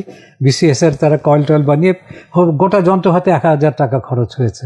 সেইটা দিয়ে পঙ্গু হাসপাতালে আমরা 20 জন না 16 জন রোগীর উপরে 2 বছর এই যন্ত্র কাজ করেছে, কোনো নষ্ট হয়নি। এবং তাতে আমরা খুব ভালো রেজাল্ট পেয়েছি। যাদের হার 1 বছরে জোড়া লাগেনি, বা তাদের 6 মাসে ভালো হয়ে গেছে, মানে 4 মাসে ভালো হয়ে গেছে। তারপরে আমরা আবার উনি পিজি হাসপাতালে ইঁদুরের উপরে আবার কাজ করেছেন, সেখানেও কিন্তু আমি যন্ত্র বানিয়েছি। এবং সেগুলো অনেকগুলো গল্প বলতে গেলে অনেক লম্বা হয়ে যাবে, মানে ওগুলো মজার। যে ইঁদুরের উপরে জাস্ট এটা একটু বলি যে মজাটা কিরকম। কারণ এক্সপেরিমেন্টের রিসার্চের যে মজাটা বাচ্চারা ইয়াং ছেলেমেয়েরা বুঝতে পারবে। ওনাদের প্ল্যান ছিল যে ইঁদুরের পা কাটতে হবে, পা কেটে ফ্রেশ ফ্র্যাকচারে এই ইলেকট্রোম্যাগনেটিক ফিল্ড কাজ করে কিনা। এটা বেসিক্যালি একটা তারের কুণ্ডলীর ভেতর দিয়ে আমরা ইলেকট্রিক পালস পাঠাই। পালসটা কি বিশেষ কোনো ধরনের? না, জাস্ট সিম্পলি পালস উইথ আর পালস ফ্রিকোয়েন্সি, এই দুটো একটা আমরা আমেরিকা যে ভদ্রলোক যা ব্যবহার করেছেন ওইটাই ব্যবহার করার চেষ্টা করেছি, কিন্তু তিনি যে অ্যাম্পলিটিউড বা ভোল্টেজ ইউজ করেছেন ওই তথ্য তার পেপারে ছিল না। ওইটা আমরা নিজেরা কিছুটা নিজেরা গ্যাস করে, মানে একটা র্যান্ডম গ্যাস করে শুরু করেছি যে আচ্ছা এরকম হলে কেমন হয়, তারপরে দেখা যাবে। তো ওইটা করে আমরা কিন্তু রেজাল্ট পেয়েছি পঙ্গু হাসপাতালে। তারপরে ইঁদুরের উপরে যখন করা, এটা হলো ফ্রেশ ফ্র্যাকচার, ভিন্ন, কিন্তু যে হাড় জোড়া লাগে না তার ক্ষেত্রে একরকম, আর যেটা ফ্রেশ ফ্র্যাকচার তার ভিন্ন রকম। এখানে করার জন্য আমাদের প্রথম তো ইঁদুরকে কিভাবে আটকানো যাবে, নড়াচড়া যেন করতে না পারে, এটার জন্য আমাদের কাজ করতে হচ্ছে। আমরা পিভিসি পাইপ নিয়ে ওই তাদের ইঁদুরের খাঁচার মধ্যে পাইপটা মাথা কেটে ইঁদুরকে কিভাবে ঢোকাবো, ঢোকে না, তখন দেখি লেজ ধরে ওটা সামনে দিলে সে ঢোকে, ওইভাবে ঢুকিয়ে পিছন দিয়ে আটকে দিতাম। তো আমার প্ল্যান ছিল ইঁদুরের পায়ে, যেমন ইঁদুরের পায়েটা আমি চুরির মতো একটা কয়েল লাগিয়ে দেবো, তাহলে আমার সাইজ ছোট হয়ে যাচ্ছে। তো আমরা একসঙ্গে 24টা ইঁদুরকে স্টিমুলেশন দেবো, আর 24টা ইঁদুর থাকবে কন্ট্রোল। তো আমি যন্ত্রপাতি বানিয়েছি, যেই ওই ইঁদুরের পা অপারেশন করা হলো, করার পরে 1 দিন বা 2 দিন হিলিং এর সময় দিয়ে তারপরে এটা লাগানোর কথা। তখন দেখলাম বাই দিস টাইম ইঁদুরের পা গুলো ফুলে গেছে, যেখানে অপারেশন করা হয়েছে জায়গাগুলো ফুলে গেছে, চুরি আর ঢোকে না। এখন রাতারাতি কিছু করতে না পারলে ইঁদুরগুলো ফেলে দিতে হবে, এগুলো সমস্ত ওয়েস্ট হবে। তা আমি তখন দিন রাত অলমোস্ট 2 দিন আমি ঘুমাইনি, দিন রাত কাজ করে। তখন চিন্তা করেছি যে আমরা ওই যে পিভিসি পাইপের মধ্যে ইঁদুর থাকবে তার বাইরে একটা বড় কয়েল দেব, বড় কয়েলের ফিল্ড একটু যাবে, আর বড় কয়েল দিলে আমার এনার্জি সব বেশি লাগবে, পুরো সার্কিট আমাকে রিডিজাইন করতে হয়েছে। এবং 2 রাত অলমোস্ট আমি কাজ করে, যেমন বেশি দিন গেলে ইঁদুর বয়স্ক হয়ে গেলে আবার এটা অলরেডি কাটা হয়ে গেছে, ওদের খুব তাড়াতাড়ি হিল করে। তাহলে 2 দিনের মাথায় আমি যন্ত্র তৈরি করে দিলাম, সেটা নিয়ে পিজি হাসপাতালে কয়েকজন এমফিলও করেছেন, এবং সেখানেও দেখা গেছে যে হ্যাঁ ফ্রেশ ফ্র্যাকচারে এটা হিলিংটা ইমপ্রুভ করছে। তারা মাইক্রোস্কোপ দিয়ে কেটে কেটে মাইক্রোস্কোপ দিয়ে দেখেছেন। এখানে মজাটা এটাই যে আমরা যখন নিজেরা যন্ত্রপাতি ডেভেলপ করি তখন কিন্তু অনেক নতুন নতুন কাজ করতে পারি, যেটা বিদেশি যন্ত্র দিয়ে কখনো হয় না। তো এই জিনিস আমার যেটা ছিল যে আমি যা করব নিজে হাতে বানাবো, কারণ নিজে হাতে না বানালে সাধারণ মানুষ এই রিসার্চ একটা হলো কন্টিনিউ করা যায় না, আর হলো সাধারণ মানুষ এটার বেনিফিট পাবে না। তো এইটাই কিন্তু আমাকে অন্যদের থেকে একটা আলাদা করে দিয়েছে, কারণ আমাদের আশেপাশে সবাই বিদেশ থেকে কোটি কোটি টাকার যন্ত্রপাতি কেনেন, হয়তো 1 বছর 2 বছর কাজ করলেন, কিছু একটা নষ্ট হয়ে গেল, যন্ত্রটা শেষ, তার রিসার্চও শেষ, হয়তো 1-2টা পেপার পাবলিকেশন হলো, এইটা তারা বলছেন যে এটাই আমার সাকসেস। কিন্তু এতে কিন্তু দেশের টাকার কি হলো, এইটা এই সাধারণ মানুষের টাকা। আমি যদি আজকে আমাদের ফিজিক্স ডিপার্টমেন্ট ঢাকা ইউনিভার্সিটির কথা বলি, এটা 1921 সালেই তৈরি হয়েছে, আজকে 2025 100 কত বছর হয়ে গেল, 104 বছর। আমরা সত্যেন বোসের ওই থিওরি ছাড়া আর দেশের মানুষের জন্য কোনো কন্ট্রিবিউশন করেছি 120 বছর, এই 103 বছরে। তাহলে এটা আমার খুব দুঃখ লাগছে, ইউনিভার্সিটিটা আদৌ কি হওয়া উচিত ছিল। বরঞ্চ আমরা কি করেছি, আমাদের যারা মেধা ছিল, ট্যালেন্ট, এদেরকে আমরা বিদেশে যাওয়ার একটা ব্যবস্থা করে দিয়েছি, বরং আরো আমরা উৎসাহ দেই চলে যাওয়ার জন্য। মানে আমি যদি বলি আমাদের ব্যাচটা খুব ভালো ব্যাচ ছিল, ওই সময় পর্যন্ত খুব ভালো ছাত্ররা ফিজিক্স পড়তে আসতো, এরপরে চেঞ্জ হয়েছে। আমাদের ব্যাচে প্রায় 25 না 26 জন পিএইচডি করেছে একটা ব্যাচের। এই 26 জনের মধ্যে দেশে ফেরত আসছি মাত্র 4 না 5 জন, আর বাকি 20 জন প্রচন্ড মেধাবী। এরা কোথায় সার্ভ করছে? আমেরিকায় সার্ভ করছে, আমেরিকার ইকোনমিকে ডেভেলপ করছে। বাংলাদেশের যে আমাদের যে জটিল সমস্যা, এই সমস্যাটা যদি আমাদের মেধাবী, কারণ মেধা ছাড়া কিন্তু সমস্যার সমাধান হয় না প্রত্যেক ক্ষেত্রে। আমি সায়েন্সে বলি, আর্টস কালচারে বলি, হিউম্যানিটিসে বলি, সব জায়গায় মেধার প্রয়োজন আছে, বৈচিত্র্য দরকার আছে, এবং সবগুলো যার যার ক্ষেত্রে সে যখন কাজ করে সে সেই ক্ষেত্রে ভালো বুঝতে পারে। একটা ইনসাইট বলে একটা কথা আছে না, দিব্য দৃষ্টি যেটা হয়ে যায়। মানে একটা যেমন আমি এখন যেমন অনেক জিনিস দেখি, আমার ছাত্ররা হয়তো বলে স্যার এটা করব, তা আমি 1 মিনিট চিন্তা করে অনেক সময় বলতে পারি না এটা করলে বোধহয় তোমার আলটিমেটলি লাভ হবে না, কিন্তু ওর হয়তো ওইটা আমি যদি না থাকতাম ওইটা হয়তো 1 বছর ধরে করতো, অনেক টাকা পয়সা খরচ হতো, তারপর ওই কনক্লুশনে আসতো। এমনকি আমি গভর্নমেন্টও দেখি, আমি আবার স্মল ইন্ডাস্ট্রি নিয়ে অনেক ফাইট করেছি, সেখানেও আমি অনেক কথা বলেছি, অনেক কিছু চেষ্টা করে, ইভেন পার্লামেন্টও কিছু জিনিস চেঞ্জ করার চেষ্টা করেছি, কিন্তু এগুলো সব আবার স্কোয়ার জিরোতে চলে গেছে। সেখানে তারা বলে না আমরা সার্ভে করব, লক্ষ লক্ষ টাকা খরচ করে তারা সার্ভে করে অমুক তমুক করে ওই আমি যে কথা আগে বলেছিলাম সেই কনক্লুশনে এসছেন, কিন্তু তারা তার জন্য না আমরা প্রসিডিওর ফলো করেছি, এই এত মানুষের ডেটা নিয়ে এতজনের কাছে কোশ্চেনার করে পেয়েছি। এই হচ্ছে আমাদের সমস্যা। হয় কি, যারা একটা জিনিসের ভেতরে ঢোকে তার যে ভেতরে ইনসাইটটা তৈরি হয় এটা কিন্তু ভীষণ দামি। এবং যেটা আমি মনে করি যে একটা মানুষ যত বয়স হয় সেই ইনসাইটটা তত বাড়ে। সে যদি কাজে ব্যস্ত থাকে, যে কাজ করে না তার কথা অন্য, তাহলে এই লোকগুলোকে আমরা রিটায়ার করে দিচ্ছি। এটাও কিন্তু আমার কাছে খুব মনে হয় যে একটা এই যে রিটায়ারমেন্ট কনসেপ্ট, এটা আমার কাছে ঠিক মনে হয় না। কারণ রিটায়ারমেন্ট কেন হবে? একটা মানুষ তো আমি আল্লাহ তো আমাকে রিটায়ারমেন্ট দিচ্ছেন না। উনি রিটায়ারমেন্ট তখনই দেবেন যখন আমার আইদার ব্রেইন ফ্যাকাল্টি নষ্ট হয়ে যাবে বা ফিজিক্যাল ফ্যাকাল্টি কমে যাবে। ফিজিক্যাল ফ্যাকাল্টি গেলেও ব্রেইন ঠিক থাকলেও কাজ করা যায় যখন আমার নিঃশ্বাস চলে যাবে। তাহলে এই রিটায়ারমেন্ট কনসেপ্টটাও আমাদের কিন্তু খুব ক্ষতি করছে, কারণ আমরা সারা জীবন ধরে আমাদের কন্ট্রিবিউট করা দরকার। তো আমি সামহাও এটা আমার ভিতরে আছে বলে আজকে আমি ঢাকা বিশ্ববিদ্যালয় এমনিতেও 65 বছরের রিটায়ারমেন্ট, সেটা আমি করেছি 10 বছর আগে, তো এখনো করে যাচ্ছি। ইউনিভার্সিটি আমাকে অনারারি প্রফেসরশিপ দিয়ে যাচ্ছে, এটা একটা ভালো সুযোগ করে দিয়েছে। তো এই যে আমরা কাজ করছি মানুষের জন্য, তাতে হচ্ছে কি নিজে একটা স্যাটিসফ্যাকশন। ওই যে বলছিলাম বিদেশে থাকলে আমার contribution would be drop in the ocean. আর এখানে আমি শুধু এইটুকু কথা বললাম, কিন্তু এছাড়া আমাদের আধুনিক টেকনোলজিতে অনেক কন্ট্রিবিউশন আছে, ইভেন মডার্ন সায়েন্সেও আছে। আমি যদি একটু হিন্টস দিই, অনেক লম্বা হয়ে যাচ্ছে। সমস্যা নেই স্যার। যেমন এই কাজগুলো করতে করতে পাশাপাশি আমাদের যখন ওই যে বোন ফ্র্যাকচার হিলিং এর কাজ করলাম, তখন ইংল্যান্ড থেকে এক প্রফেসর এসেছিলেন একটা কনফারেন্সে, মানে কয়েন্সিডেন্টালি আমাদের প্রফেসরও এটা প্রেজেন্ট করলেন। উনি বলে আরে আমরাও তো এরকম কাজ করছি। তখন বললো চলো আমরা এটা কোলাবোরেশন করতে পারি কিনা। ব্রিটিশ কাউন্সিলে যাওয়া হলো, ওরা বলে হ্যাঁ আমাদের একটা হায়ার এডুকেশন প্রোগ্রাম নতুন ব্রিটিশ গভর্নমেন্ট শুরু করছে। মানে সব কয়েন্সিডেন্স। কিন্তু তা আমি এই কয়েন্সিডেন্সগুলো বলার উদ্দেশ্য, যেখানে আল্লাহর একটা ইশারা আমি মনে করি। যখন কোনো একটা কাজে আমি দেখি যে কয়েকটা মাল্টিপল কয়েন্সিডেন্স হচ্ছে, হয়তো আল্লাহ এটা পছন্দ করছেন, যে আল্লাহ আমাকে দিয়ে কিছু একটা করাবে। তো ওখানে আমার সিনিয়র যে শামসুল ইসলাম স্যার, উনি লিডারশিপ দিয়েছেন, আমরা তার সঙ্গে কাজ করেছি। ইংল্যান্ডের শেফিল্ড ইউনিভার্সিটির প্রফেসর ব্রাউন একজন ছিলেন, মানে চূড়ান্ত। এরা যে এত হেল্পফুল, বিশেষ করে আমাদের এখান থেকে আরও 5-7 জন গেছেন, কিন্তু আমি খালি নিজ হাতে কাজ করি। এই জন্য আমাকে তারা প্রাণ খুলে শিখিয়েছেন। এবং তাদের হেল্পে আমি যখন ইংল্যান্ডে গেলাম 81-এ, প্রথম ওই প্রোগ্রামের জন্য 83-তে গেলাম, গিয়ে আমি দেখলাম যে আমি তোমার কম্পিউটারাইজ টেকনিক শিখতে চাই, কম্পিউটার দিয়ে ইকুইপমেন্ট তৈরি করা। তা আমি সেখানে দেখলাম নার্ভ কন্ডাকশন তৈরি করার একটা যন্ত্র আছে, আমি বললাম আমি এটা বানাবো। তখন তারা আমাকে হেল্প করলেন ওইটা করতে। ওইখানে বসে তারা আমাকে ডিজাইন করতে হেল্প করলেন, আমি হাতে কলমে বানালাম। তারপরে সফটওয়্যার করার জন্য আমাকে শেখালেন কিভাবে ইন্টারফেসিং করতে হয়। আমাকে বেসিক জিনিস দিয়ে একদম 2+2=4 এরকম ভাবে শুরু করেছেন। তারপর আমি ঘরে বসে বসে কাজ করতে করতে, তো আমি দেশে আসার সময় একটা পকেটে পয়সা দিয়ে কম্পিউটার কিনেও নিয়ে এসেছি। তো আমি দেশে এসে সার্কিট ফার্দার করে কম্পিউটার প্রোগ্রামিং করে 88-এ আমি পুরো মোটেই একটা বললেন একটা ভালো ডিজাইন তৈরি করেছি, যেটা আমি ঢাকা, তাহলে বাংলাদেশে কম্পিউটারাইজড একটা মেডিকেল যন্ত্র প্রথমে আমার হাত দিয়ে তৈরি। এবং সেটা একটা সফিস্টিকেটেড যন্ত্র, যেটা ব্রেইনের সিগন্যাল, নার্ভের সিগন্যাল, মাসলের সিগন্যাল মাপতে পারে, হার্টের সিগন্যাল মাপতে পারে। আর আমি পয়সা নিয়ে ডাক্তারদের কাছ থেকে পেশেন্টকে সার্ভিস দেওয়া শুরু করেছি আমার বাসায় বসে। কারণ এই নার্ভ কন্ডাকশন বলে একটা নার্ভের মানে কীরকম ভেলোসিটিতে সিগন্যাল যাচ্ছে, এটা স্নায়ুর স্বাস্থ্যের একটা মেজার, একটা ইন্ডিকেটর। কিন্তু এটা বাংলাদেশে যন্ত্র ছিল না। পিজি হাসপাতালে একটা ছিল, ডোনেশন এসেছিল, কোনোদিন কাজ করেনি। তো আমি গিয়ে একটু হেল্প করেছিলাম, কিন্তু ওটা ঠিক একটু কাজ করেছিল, কিন্তু ওটা তারা কখনো পেশেন্ট উপরে ইউজ করতে পারেননি। তো আমি কিন্তু রেগুলার করতাম। তো ডাক্তাররা পেশেন্ট পাঠাতেন, বড় বড় যারা নিউরোসার্জন ছিলেন, প্রফেসর রশিদউদ্দিন, প্রফেসর মান্নান, তারা পেশেন্ট পাঠাতেন আমার কাছে, এবং তারা খুব খুশি ছিলেন।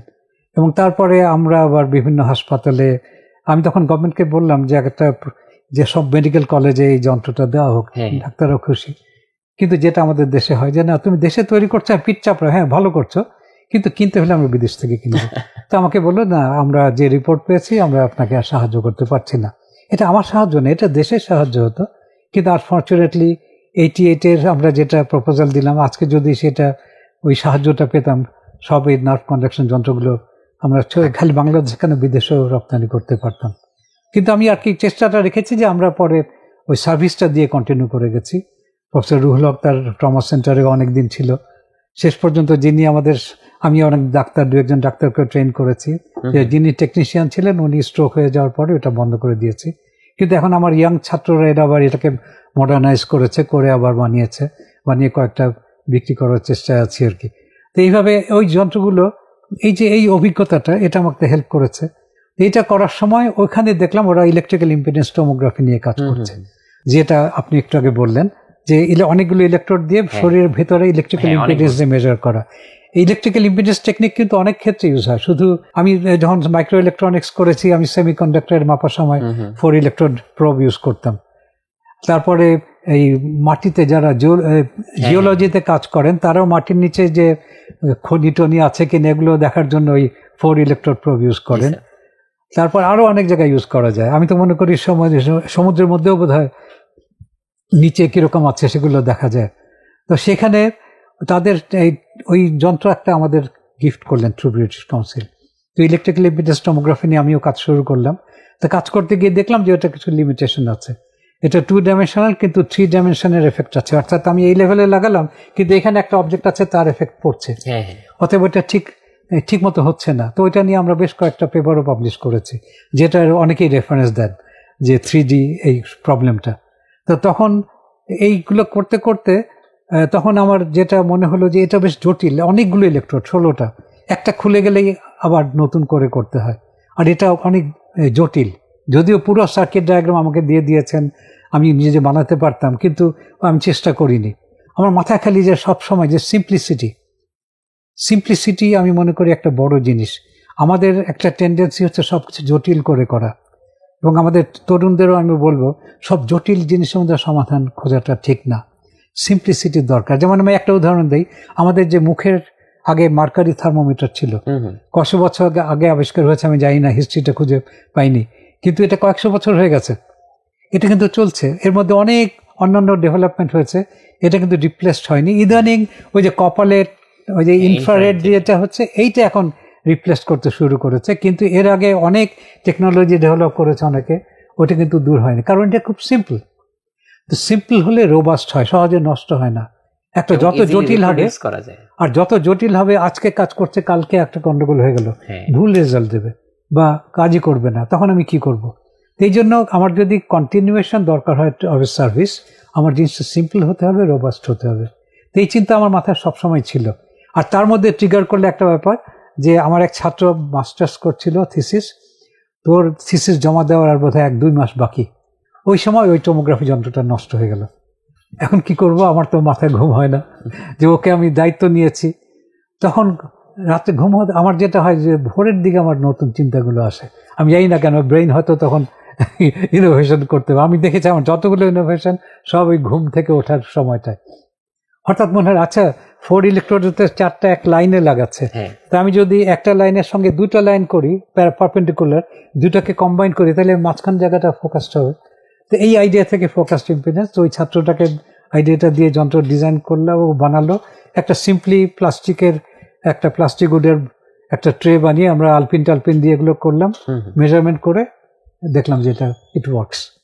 তো ওইটাই শুরু ছিল। এরপরে তো আমি দেখলাম তাৎক্ষণিক এটা পাবলিশ করতে চাইলাম না, আরো কিছু কাজ এগিয়ে নিলাম, নিয়ে 9, এটা একটা মজার ব্যাপার বলি, এটা আর তার সঙ্গে আমরা আরো অন্যান্য যে ইলেকট্রিক্যাল ইম্পিডেন্স টোমোগ্রাফি নিয়েও কাজ করেছি, সবগুলো নিয়ে আমি এটা ছিল 1998-তে স্পেনে একটা কনফারেন্স হলো বায়ো ইম্পিডেন্সের উপরে। তো আমি 2টা পেপার পাঠালাম, একটা আমাদের ফোকাসড ইম্পিডেন্স, আর একটা আমাদের অন্যান্য কাজ। হঠাৎ দেখি সে আমাকে চিঠি লিখলো, যে ওটার প্রোগ্রাম যেটা উনি চেয়ার, যে তোমাকে আমরা ইনভাইটেড স্পিকার করতে চাই এবং তোমার আসা যাওয়ার সব খরচ দিয়ে দেবো। আমি তো অবাক, ওরা আমার কাজটাকে পছন্দ করেছে।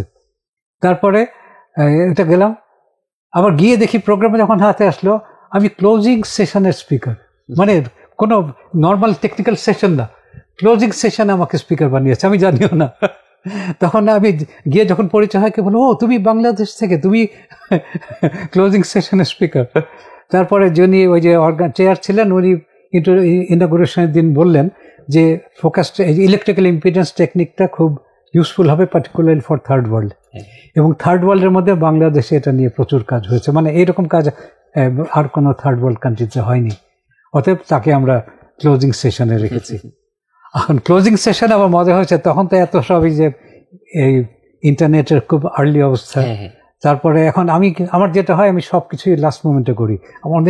আমি আমার প্রেজেন্টেশন শেষ করিনি, তো ওই কোচে যে চেয়ার ছিলেন উনি ওনার অফিসে তার কম্পিউটার দিয়েছেন, আমি ওখানে বসে আমার প্রেজেন্টেশন শেষ করলাম। তখন ওই ফ্লপি ডিস্কে নিতে হতো, তো ফ্লপি ডিস্কে নিয়ে এখন তার লেকচার হবে একটা অডিটোরিয়ামে, এটা স্পেশাল লেকচার, তো অডিটোরিয়ামটা অন্য বিল্ডিং কয়েক ব্লক পরে, সেখানে লাগিয়ে দেখা গেল ফ্লপি ডিস্ক রিড করছে না কম্পিউটার, এটা অন্য কম্পিউটার।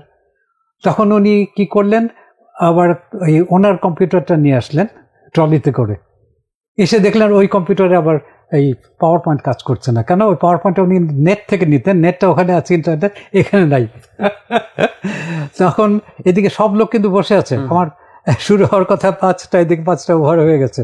তখন একজন কম্পিউটার এক্সপার্ট সেই চেষ্টা করে ফ্লপি ডিস্ক থেকে 70% মতো ডেটা উদ্ধার করে একটা করে দিয়েছে।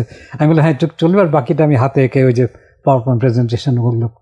তো আমি ঘন্টাখানেক লেকচার দিলাম, দেওয়ার পরে তুমুল হাততালি, অনেকেই মানে আসলো যে ব্র্যাভো ব্র্যাভো, মানে আমাদের কাজগুলো। আর আমি আবার ইন্ডিয়ার কিছু কাজও এখানে প্রেজেন্ট করতে বলেছিলেন। ইন্ডিয়ার কাজ তেমন না, আমাদের কাজটাই মেইনলি। তারপরে আমি একটা কমপ্লিমেন্টটা বলতে চাই, ইলেকট্রিক্যাল ইম্পিডেন্সে প্রফেসর সোয়ান বলে একজন আছেন, খুব নাম করা, তার এই কন্ট্রিবিউশন বায়ো ইম্পিডেন্সে খুব বেশি। তো উনি প্রায় 80-র উপর বয়স, উনি তার স্ত্রীকে নিয়ে, উনি আমেরিকান, স্ত্রীকে নিয়ে এসেছিলেন। তো উনি আর তার স্ত্রী দুজনেই সামনে আসলেন, এসে আমাকে তার স্ত্রী বললেন যে জানো, তোমার যখন প্রথমে এরকম ঝামেলা হচ্ছে, আমি প্রায় 15-20 মিনিট পরে লেকচার শুরু করেছি, তখন আমরা ভাবছিলাম চলে যাই, কিন্তু এখন মনে হচ্ছে না চলে যাওয়াটা ভালো হয়েছে। সে আমি মনে করি একটা বিরাট কমপ্লিমেন্ট।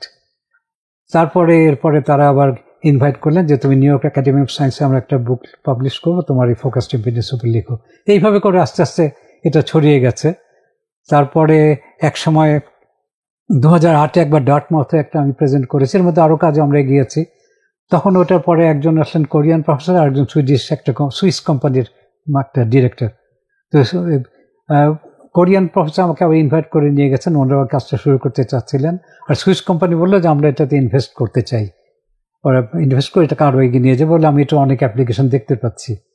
তো আমি বললাম যে আমি যে পেটেন্ট করি না, তোমরা কি ইনভেস্ট করবে? বলে যে না, তাহলে তো পারি না। আমি বললাম না, তাহলে থ্যাংক ইউ, হ্যান্ডশেক করি। কারণ এটা আমার কনভিকশন যে আজকে পৃথিবীতে যে বৈষম্য, এই বৈষম্যের মূলে কিন্তু পেটেন্ট। কারণ আগে যদি আমি দেখি, যে লোকটা আগুন আবিষ্কার করলো সে কিন্তু আরো 10 জনকে শিখিয়ে দিয়েছে। যে একটা পাত্র আবিষ্কার করলো পানি নেওয়ার জন্য, সে কিন্তু তারটা দেখে আরো 10 জন শিখেছে। এই যে আমাদের দেশেও হরিধান একটা শুনেছেন, হরিধান কিন্তু তার ধান নিয়ে পেটেন্ট করেননি, তিনি তার ধানটার বীজটা সবাইকে ছড়িয়ে দিয়েছেন। এটাই ছিল মানুষের প্রাচীন কালচার, তাই না? যেমন ইন্টারনেট, আমি বলি ইন্টারনেট যিনি আবিষ্কার করেছেন, ওই যে বার্নার্ড লিনাকে, উনি যদি পেটেন্ট করতেন আজকে আমরা সবাই ইন্টারনেট ইউজ করতে পারতাম না। তারপরে যে ওরসালাইন আগে আবিষ্কার হয়েছে, কিন্তু ডায়াবেটিক আমাদের আইসিডি এটাকে অনেক উন্নত করেছে। এটাও যদি পেটেন্ট করতো তাহলে আজকে কোটি কোটি মানুষের জীবন বাঁচতো না। এক প্যাকেট ওরসালাইনের হয়তো তখন কয়েকশো অনেক দাম হতো, সারা পৃথিবীতে কোটি কোটি মানুষের জীবন বাঁচাচ্ছে। তাহলে এই যে মানে আমার কাছে যেটা মনে হচ্ছে যে পেটেন্ট এই বৈষম্যের মূলে। কারণ আমি যখনই পেটেন্ট করছি, এই জিনিসের দাম যেটা হচ্ছে 10 টাকা, আমি সেটাকে 1000 টাকা দামে বিক্রি করছি। তাহলে আমি ফুলে যাচ্ছি, আমি লাভ করছি, আর ওই মানুষটা কিন্তু বঞ্চিত হচ্ছে। এবং আজকে যে পৃথিবীর চূড়ান্ত বৈষম্য, এই জন্য আমি মনে করি পেটেন্ট ইজ রেসপন্সিবল। আমি খুঁজে দেখলাম প্রায় আজকে থেকে 600 বছর আগে প্রথমত ইটালিতে পেটেন্ট দেওয়া হয়েছে। এরপর থেকে এখন পেটেন্ট ছাড়া আমরা চিন্তাই করতে পারি না, কিন্তু আমি পেটেন্ট করি না। আমার কিন্তু অনেকগুলো পেটেন্টেবল আইটেম আছে। আর মজার ব্যাপার একটা, যে ফোকাসড ইম্পিডেন্সে যখন বললেনই, এটা আমরা একটা সুইডেন থেকে একটা সাপোর্ট পাই, উপসালা ইউনিভার্সিটি থেকে, গত প্রায় 13 বছর ধরে আর কন্টিনিউয়াস দিয়ে যাচ্ছে আমাদের কাজের দিকে। তো ওখানে একজন প্রফেসর আছেন, সুইডিশ প্রফেসর, উনি প্রায় 850 পেপার ফিজিক্সের, 850 পেপার। তো উনি প্রফেসর এমারিটাস। তো উনি একদিন ওই আমাদের আবার যখন এভালুয়েশন হয়, তারা এদেরকে ডাকা হয় আর কি, আবার আমাদেরকে একসঙ্গে থাকতে দেওয়া হয়, so that we can communicate. তো উনি আমাকে বলছেন, তোমার ফোকাসড ইম্পিডেন্স কার আইডিয়া? কারণ আমি তো ছাত্র নিয়ে অনেক সময় করেছি, ওদের নাম আছে পেপারে। আমি বললাম যে আইডিয়াটা আমারই। উনি বললেন যে 100 বছর পরে মানুষ তোমাকে এটার জন্য মনে রাখবে, কারণ উনি এটার যে এটার ভবিষ্যৎটা দেখতে পাচ্ছেন। কারণ আমিও মনে করি যে এটা আছে, তবে আমি তাড়াহুড়োতে নাই। এটা আমি 94-এ শুরু করেছি, আজকে প্রায় প্রায় 34 বছর হয়ে গেল।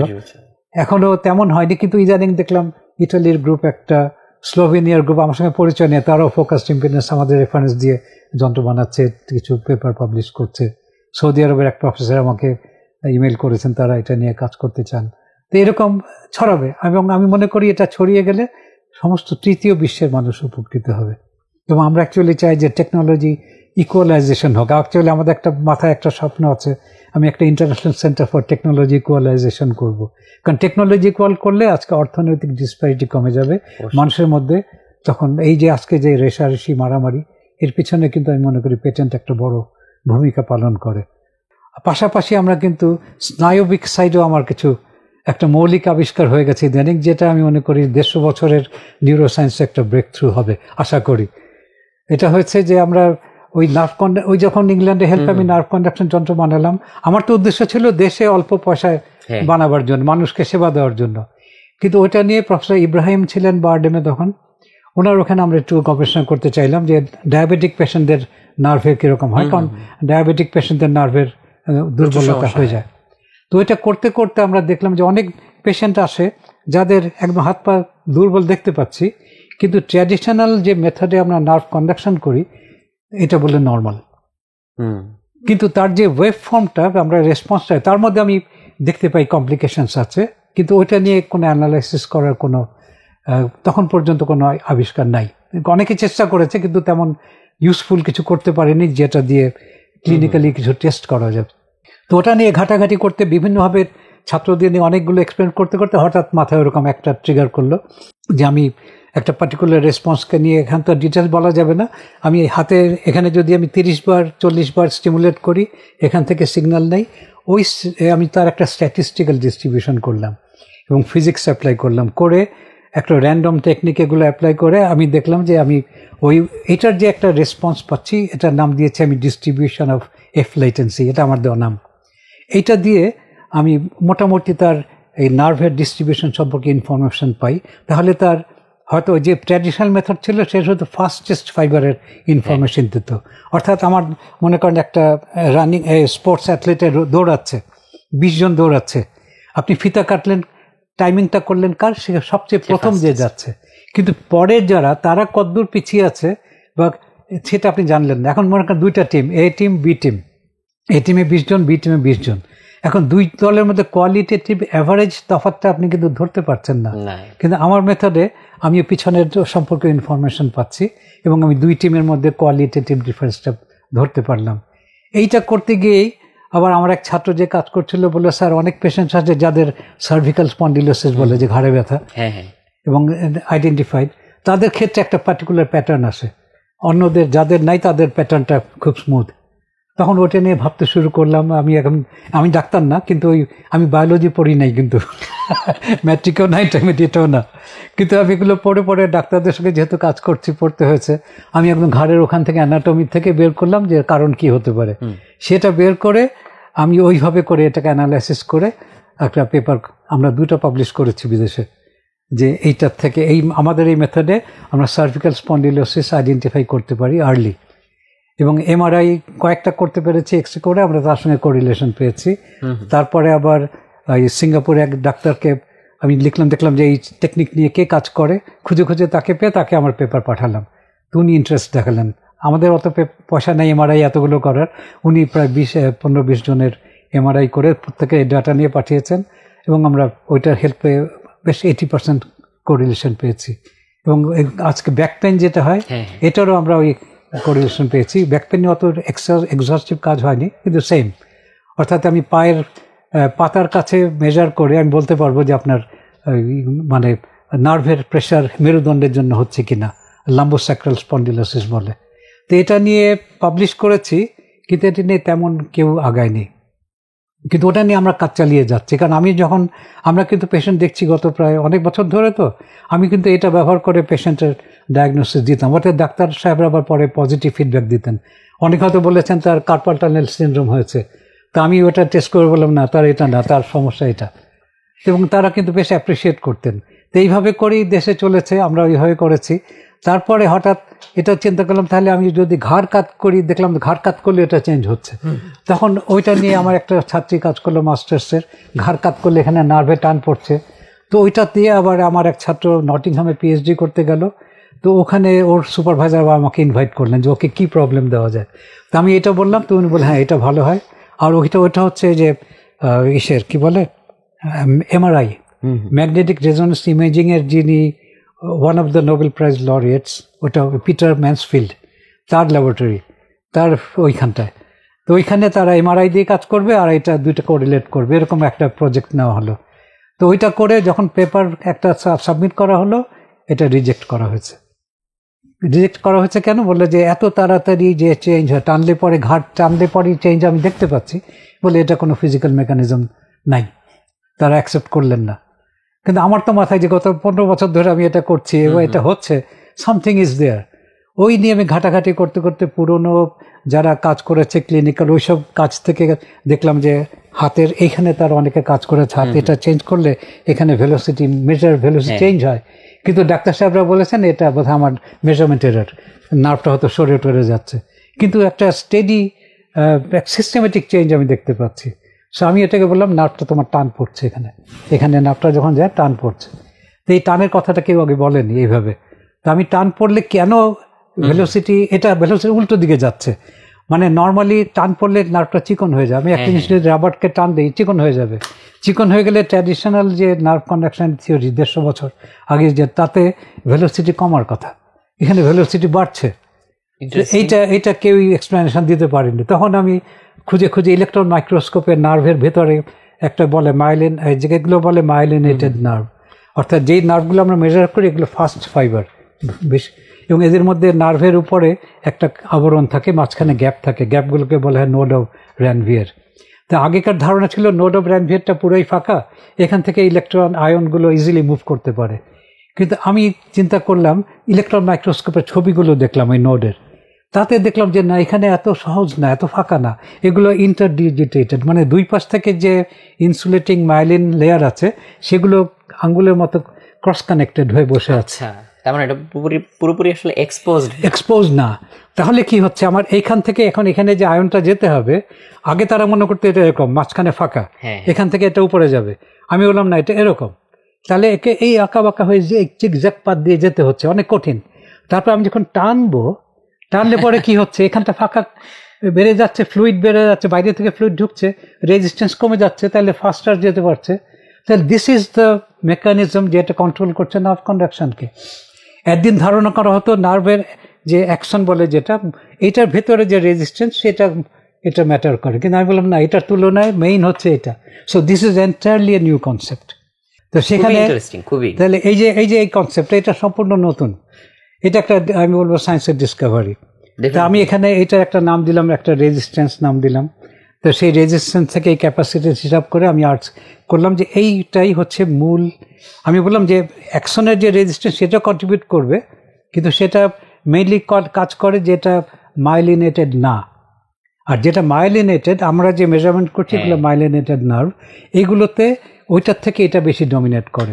এবং সেটা করে আমি পেপার পাঠালাম বাইরে, দেখে অনেক টাকা চায়, আমার কাছে অত টাকাও নেই, রিটায়ার করে গেছি, এমনি $1000 $2000 দেওয়া সম্ভব না। তা আমি তখন কি করলাম, বাংলাদেশে জার্নালে ছাপলাম। উদ্দেশ্য আর একটা, যে আমার বিশ্বাস যে এটা একসময় অ্যাকসেপ্টেড হবে, তখন তারা বাংলাদেশের জার্নাল, আমাদের জার্নাল অফ মেডিকেল ফিজিক্স, এইটাকে তারা একটা পাবে, গুরুত্ব পাবে। তাই আমি আমাদের জার্নালে 2019 সালে 18 সালের জার্নাল 19-এ পাবলিশ করলাম, এবং সেখানে আমি এলাবোরেট মডেল দিয়ে অনেকখানি এগিয়ে নিয়েছি। স্যার, আমার কাছে যেটা মজা লাগছে সেটা হচ্ছে যে মানে কোর বায়োলজির স্টুডেন্ট না হওয়াতে আমার কাছে মনে হয় যে আপনার এখানে স্যার আরো সুবিধা হয়েছে। আপনার যে ফিজিক্সের ব্যাকগ্রাউন্ড এবং মাইক্রো ইলেকট্রনিক্সের যে ব্যাকগ্রাউন্ড, এটা মনে হয় অনেক হেল্প করেছে। মানে ওই যে বললাম, শিক্ষিত হলে আমরা আমাদের মানসিকভাবে আমাদের একটা আবরণ পড়ে যায়, আমরা ওখানে বেরোতে পারি না। যেমন আরেকটা যদি প্রসঙ্গে বলি, যে আমি ইংল্যান্ডে শুনেছি যে ডাক টিকেট, ডাক টিকেটের প্রচলন, এই পোস্টাল মেইল আগে খুব ইংল্যান্ডে চালু হয়েছিল, কিন্তু তেমন পপুলার হচ্ছিল না। তখন একজন স্কুল টিচার বললেন, মানে তারা কি করতো, যেমন কাছে এখান থেকে যেটা 10 মাইল দূরে তার জন্য যে ভ্যালু, যে 100 মাইল দূরে তার থেকে 10 গুণ অনেক বেশি ভ্যালু, 1000 মাইল দূরে আরও বেশি ভ্যালু। তখন নাকি যারা দূরে থাকতো তারা চিঠিপত্র লিখতোই না, এত দাম দিয়ে কে চিঠি লেখে। একজন স্কুল টিচার আইডিয়াটা দিলেন, শুনলাম, কথা পড়েছি, যে তুমি সবগুলোকে একটা অ্যাভারেজ করে একটা অ্যাভারেজ অ্যামাউন্ট ধরো, যে কাছে পাঠাবে সেও ওই দাম দেবে, যে দূরে পাঠাবে সেও ওই দাম দেবে, তা কম দাম হলে তখন লোকজন ইউজ করবে। এবং that was the breakthrough. So ওই ব্রেক থ্রুটা এসছে not from economist, not from others, school teacher. তো এরকম আমার তো ওই অর্বাচীনের মতো, ওই যে এক রাজার গায়ে কোনো পোশাক নাই, সবাই দেখছে যে পোশাক আছে, কারণ তাদের ব্রেনকে আচ্ছন্ন করে রেখেছে। একটা বাচ্চা বলে উঠলো যে ওর গায়ে তো পোশাক নাই। তো আমিও সেরকম দেখি। আমি কিন্তু খালি এই স্পেয়ারে না, আমি কিন্তু পলিটিক্স, ধর্ম, সব জায়গাতে কিন্তু আমার এই চিন্তাগুলো ছড়াচ্ছে। এবং আমি দেখতে পাচ্ছি সব জায়গাতে, আমি দেখতে পাচ্ছি যে রাজার গায়ে তো পোশাক নেই। এবং মনে হচ্ছে আমার চিন্তাগুলো একটা যুক্তিযুক্ত জায়গায় আসছে। এবং আমার বিশেষ করে ইয়াং কলিগ যারা, তারা খুব অ্যাপ্রিসিয়েট করে। যারা আমাদের মতো বয়সের প্রবীণ, তারা একটু অ্যাপ্রিসিয়েট করে, তারপর তারা ঘুরে যায়, না এটা এগুলো ট্র্যাডিশনের সঙ্গে মিলছে না। কিন্তু যারা ইয়াং তারা কিন্তু অ্যাপ্রিসিয়েট করছে। অর্থাৎ আমি মনে করি যে সব জায়গায় আমাদের যে ফিজিক্সের যে অ্যাপ্রোচটা, এখানে আমি বলবো যে আমি খুব আল্লাহর কাছে শুকর আদায় করে আমি ফিজিক্স চুজ করেছিলাম। কারণ ইন্টারমিডিয়েটের পরে আমার অনেকেই বলতেন যে তুমি ইঞ্জিনিয়ারিং পড়া উচিত, তুমি ওইরকম না। হঠাৎ আমার কেমন যেন মনে হলো যে না, আমি আরও বুঝতে চাই, আরও বুঝতে চাই। ওই চিন্তা থেকে আমি ফিজিক্সে ভর্তি হয়েছি। এবং আমার মনে হয় এটা আমাকে প্রচণ্ড হেল্প করেছে আমার রিসার্চে। আমি খুব সহজেই খুব ভিতরে ঢুকতে পারছি, এটা ফিজিক্সের ব্যাকগ্রাউন্ড থাকার জন্য। তো ওই নার্ভেরোটা বলি যে ওটাতে তারপরে আমার কি হচ্ছে, আমার এক ছাত্রী পিএইচডি করছে বুয়েটে, আমার এক ছাত্রের কাছে। তো ওইখানে আমি কন্টিনিউয়াসলি আমার আইডিয়াটা নিয়ে যেহেতু কাজ করছি, এটাকে আরও ফার্দার ও মেজারমেন্ট করেছে, করে টোরে আমরা আবার পাঠালাম। এবার ওর কাছে টাকা ছিল, আমেরিকা একটা ফ্রন্টিয়ার্স অফ নিউরোসায়েন্স, একটা বেশ হাই লেভেল জার্নালে। তো সেখানে একজন রিজেক্ট করলেন, আর 2জন রিভিউয়ার বললেন যে তোমরা এইগুলো যদি উত্তর দিতে পারো তাহলে আমরা চিন্তা করব। আমি তখন ওটা নিয়ে পুরাই বসলাম, বসে আবার রিসেন্ট কিছু পেপার দেখলাম 2023-এ একজন পাবলিশ করেছেন, উনি ইঁদুরের নার্ভ নিয়ে টেনে ডাইরেক্টলি মেজার করেছেন। সেখানে উনি বলছেন যে আনমাইলিনেটেড নার্ভে এরকম বাড়ছে, মাইলিনেটেড নার্ভের থেকে অনেক চেঞ্জ হচ্ছে। এটা উনি বললেন যে আমাদের এটা বুঝতে পারছি না এটা কেন হচ্ছে। তো আমি তো ওটা পেয়ে বসছি। তো আমি বললাম আমার থিওরিটা ওইটা এক্সপ্লেন করে। তো এটা দিয়ে যখন আমরা এই পেপারটা দিলাম, এটা 2023-এর এপ্রিলে পাবলিশড হলো। তারপরে দেখছি এটার রিডারশিপ বাড়ছে। মানে এটা নতুন তো পাবলিকেশন, অন্যরা এটা নিয়ে কাজ করতে অনেক সময় লাগবে, কারণ তাদের আবার এখন তো এথিক্যাল কমিটি, ফান্ড জোগাড় করা। কিন্তু দেখলাম গত বছর প্রায় 700-800 লোক এটা পড়েছে, এই বছর প্রায় 1000-খানেক লোক পড়েছে। এবং ওদের 37% অফ অল পেপার্স তাদেরকে এটা ক্রস করে যাচ্ছে। তার মানে মানুষ আগ্রহ নিয়ে পড়ছে। তো এইটাই আর কি আমার, এটা একটা ডিসকভারি বলবো। আর ফোকাসড ইম্পিডেন্স আর ডিস্ট্রিবিউশন লেটেন্সি, ওগুলো টেকনোলজিক্যাল ইনোভেশন। বা সোলার প্যাস্টুরাইজেশন যেটা বললাম, ওগুলো টেকনোলজিক্যাল ইনোভেশন। সো আমাদের পুরো একটা ব্যাপ্তি হয়ে গেছে। কারণ আমি দেশে মানুষকে সামনে রেখে কাজ করেছি, ওইটা আমার মূল। এগুলো কিন্তু আমার উদ্দেশ্য ছিল না, কিন্তু এগুলো ঘটনা চক্রে এসে গেছে আর কি। তো আমি মনে করি যদি নিজেরা দেশে যদি আমরা যন্ত্রপাতি বানাই এবং দেশের প্রবলেমগুলো সামনে নিয়ে কাজ করি, আমরা অত টাকা পয়সা লাগে না। আমাদের এই যে বিশ্ববিদ্যালয়গুলোর সংস্কার, কয়েকটা মিটিংয়ে গেছি, সবাই খালি বলে আমাদের বেশি টাকা দাও, যন্ত্রপাতি কিনবো, অমুক দেবো, বিদেশে পেপার পাবলিশ করব। আমাদের পেপার পাবলিশ করাই যেন মুখ্য হয়ে গেছে। এটা সম্পূর্ণ ভুল। আমার কথা হলো যে এই দেশের মানুষ যাদের টাকা ইউনিভার্সিটি চলছে, তারা খেতে পাচ্ছে না, তাদের একটা সেফ ওয়াটার নাই, তাই না? নিরাপদ পানি পাচ্ছে না, তারা তাদের রান্নাঘরে ধোঁয়ার মধ্যে ভর্তি হয়ে মারা কাজ করছে, তাদের শ্বাস প্রশ্বাসে অসুখ হচ্ছে, ভাঙে বাচ্চারাও। আমরা কোনো সলিউশন দিচ্ছি না। এই যে পানিতে আর্সেনিক আছে 90 দশকে আবিষ্কার হয়েছে, এখন পর্যন্ত আমরা একটা সলিউশন দিতে পারছি না। আমরা সেগুলো না করে খালি বড় বড় এগুলোকে দেখিয়ে বড় বড় টাকা এনে খালি পাবলিকেশন করছি। সেটা কীভাবে যে আমাদের শিক্ষিত সমাজকে আমি দোষ দেবো এই জন্য বেশি, এবং বিশেষ করে যারা বিশ্ববিদ্যালয়ে শিক্ষিত, আমরাই এই দেশের সলিউশন দেওয়ার কথা ছিল, সেখানে আমরাই এটাকে অন্যদিকে নিয়ে যাচ্ছি। আমরা যেমন কিছুদিন আগে আমার অবাক লাগে যে একটা ন্যাশনাল সেমিনারে একজন সায়েন্টিস্ট আমেরিকা থেকে এসছেন, বাঙালি, তিনি ডিসরাপটিভ ইনোভেশন এগুলো নিয়ে কথা বলছেন। সেখানে বলছেন যে একসময় মানুষ মঙ্গল গ্রহে গিয়ে থাকবে, তাদের জন্য খাবার কীরকমভাবে বানাতে হবে এটা আমরা এখন যদি এখানে রিসার্চ শুরু করি আমরা তখন বিক্রি করতে পারবো। তো আমাদের এই যে চিন্তাটা, আমি যেমন আইসি তৈরি করা যাবে না বলে সে 1978 আমি মাইক্রো ইলেকট্রনিক্স ছেড়ে দিয়েছি, আর তারা মঙ্গল গ্রহে মানুষ কবে গিয়ে থাকবে কয়শো বছর পর, তার জন্য আমাদের রিসোর্সেস খরচ করতে বলছেন। এবং এখনও যেমন মাইক্রো ইলেকট্রনিক্সে অনেকে বলছে যে আমাদের অনেক টাকা ইনভেস্ট করা দরকার, এটা ভবিষ্যতে পারবে। কিন্তু সেটা বুঝতে হবে যে কোন জিনিস প্র্যাকটিক্যাল আর কোন জিনিস প্র্যাকটিক্যাল না। আমি মাইক্রো ইলেকট্রনিক্সে কেন কন্টিনিউ করিনি, কারণ এখানে আমি আর্গুমেন্ট দিয়েছি, আমি তো নিজে কাজ করেছি। আমার প্রত্যেকটা গ্যাস, প্রত্যেকটা লিকুইড যেগুলো লাগে 99.9999% পিউরিটি লাগে। ওই ইনফ্রাস্ট্রাকচার, ইন্ডাস্ট্রিয়াল ইনফ্রাস্ট্রাকচার আপনার আশেপাশে থাকতে হবে। এখন আমার প্রত্যেকটা জিনিস যদি আমেরিকা থেকে ইম্পোর্ট করে করতে হয়, এটা পোষাবে না। এমনকি ইন্ডিয়াও চেষ্টা করেছে, ইন্ডিয়া চণ্ডীগড়ে একটা ল্যাবরেটরি করার চেষ্টা করেছিল, ওটা পরে কাজ করেনি, ওরা অ্যাবান্ডন করে ফেলেছে। আর তাছাড়া ওরা যে এখানে যে কাজটা দেবে সেটা ওদের উপর ডিপেন্ড করবে, ওর কোথায় ব্যবসায় সুবিধা হয়। ওরা যেমন কোরিয়াতে করেছে, সাউথ কোরিয়াতে, তাইওয়ানে করেছে, বাংলাদেশ চাইলেও সেটা হবে না। কারণ ওদের যে একটা ইকোনমিক পার্সপেক্টিভ আছে, যাতে যে দেশের কালচার, আমাদের দেশে অনেকগুলো কালচারাল সমস্যাও আছে, আমাদের অ্যাডমিনিস্ট্রেটিভ সমস্যা আছে, সব কিছু মিলে আমাদের এখানে যেমন দেখেন একটা জিনিস ক্লিয়ার করতে কত দিন চলে যায়। অতএব আর তাছাড়া আমাদের ওই সব কিছু মিলে আর কি আমরা এখন ওদের জন্য সুইটেবল না। আমার মনে আছে 2000-এর দিকে, না 90-এর দিকে হঠাৎ একটা ধোঁয়া উঠলো যে ইলেকট্রনিক্স ইন্ডাস্ট্রিতে এখন অনেক আসবে, অ্যাসেম্বলি করার সুযোগ আসবে।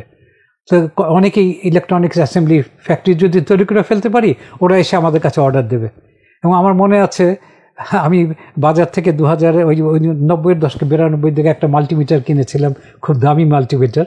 ওরা বললো স্যার অমুক ভদ্রলোক, পরিচিত এক ভদ্রলোক, উনি একটা ইন্ডাস্ট্রি সেট আপ করেছিলেন, কয়েক বছর ফেলে রেখে দেখলেন যে কেউ আসে না বাইরে থেকে, তখন উনি সব যন্ত্রপাতি বিক্রি করছেন, তার মধ্যে আমি ওটা পেয়ে গেছি।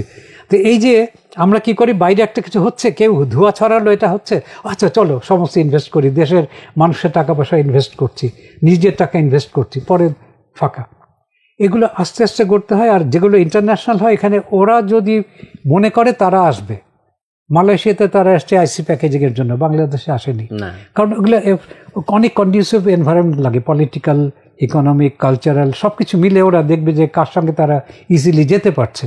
তাহলে আমাদের জন্য কি স্যার মানে বেস্ট ওয়ে হয় এইটাই যে আমাদের ইনোভেশনগুলো আমাদের নিজেদের মানুষের মধ্যে থেকে বের করে নিয়ে আসতে হবে?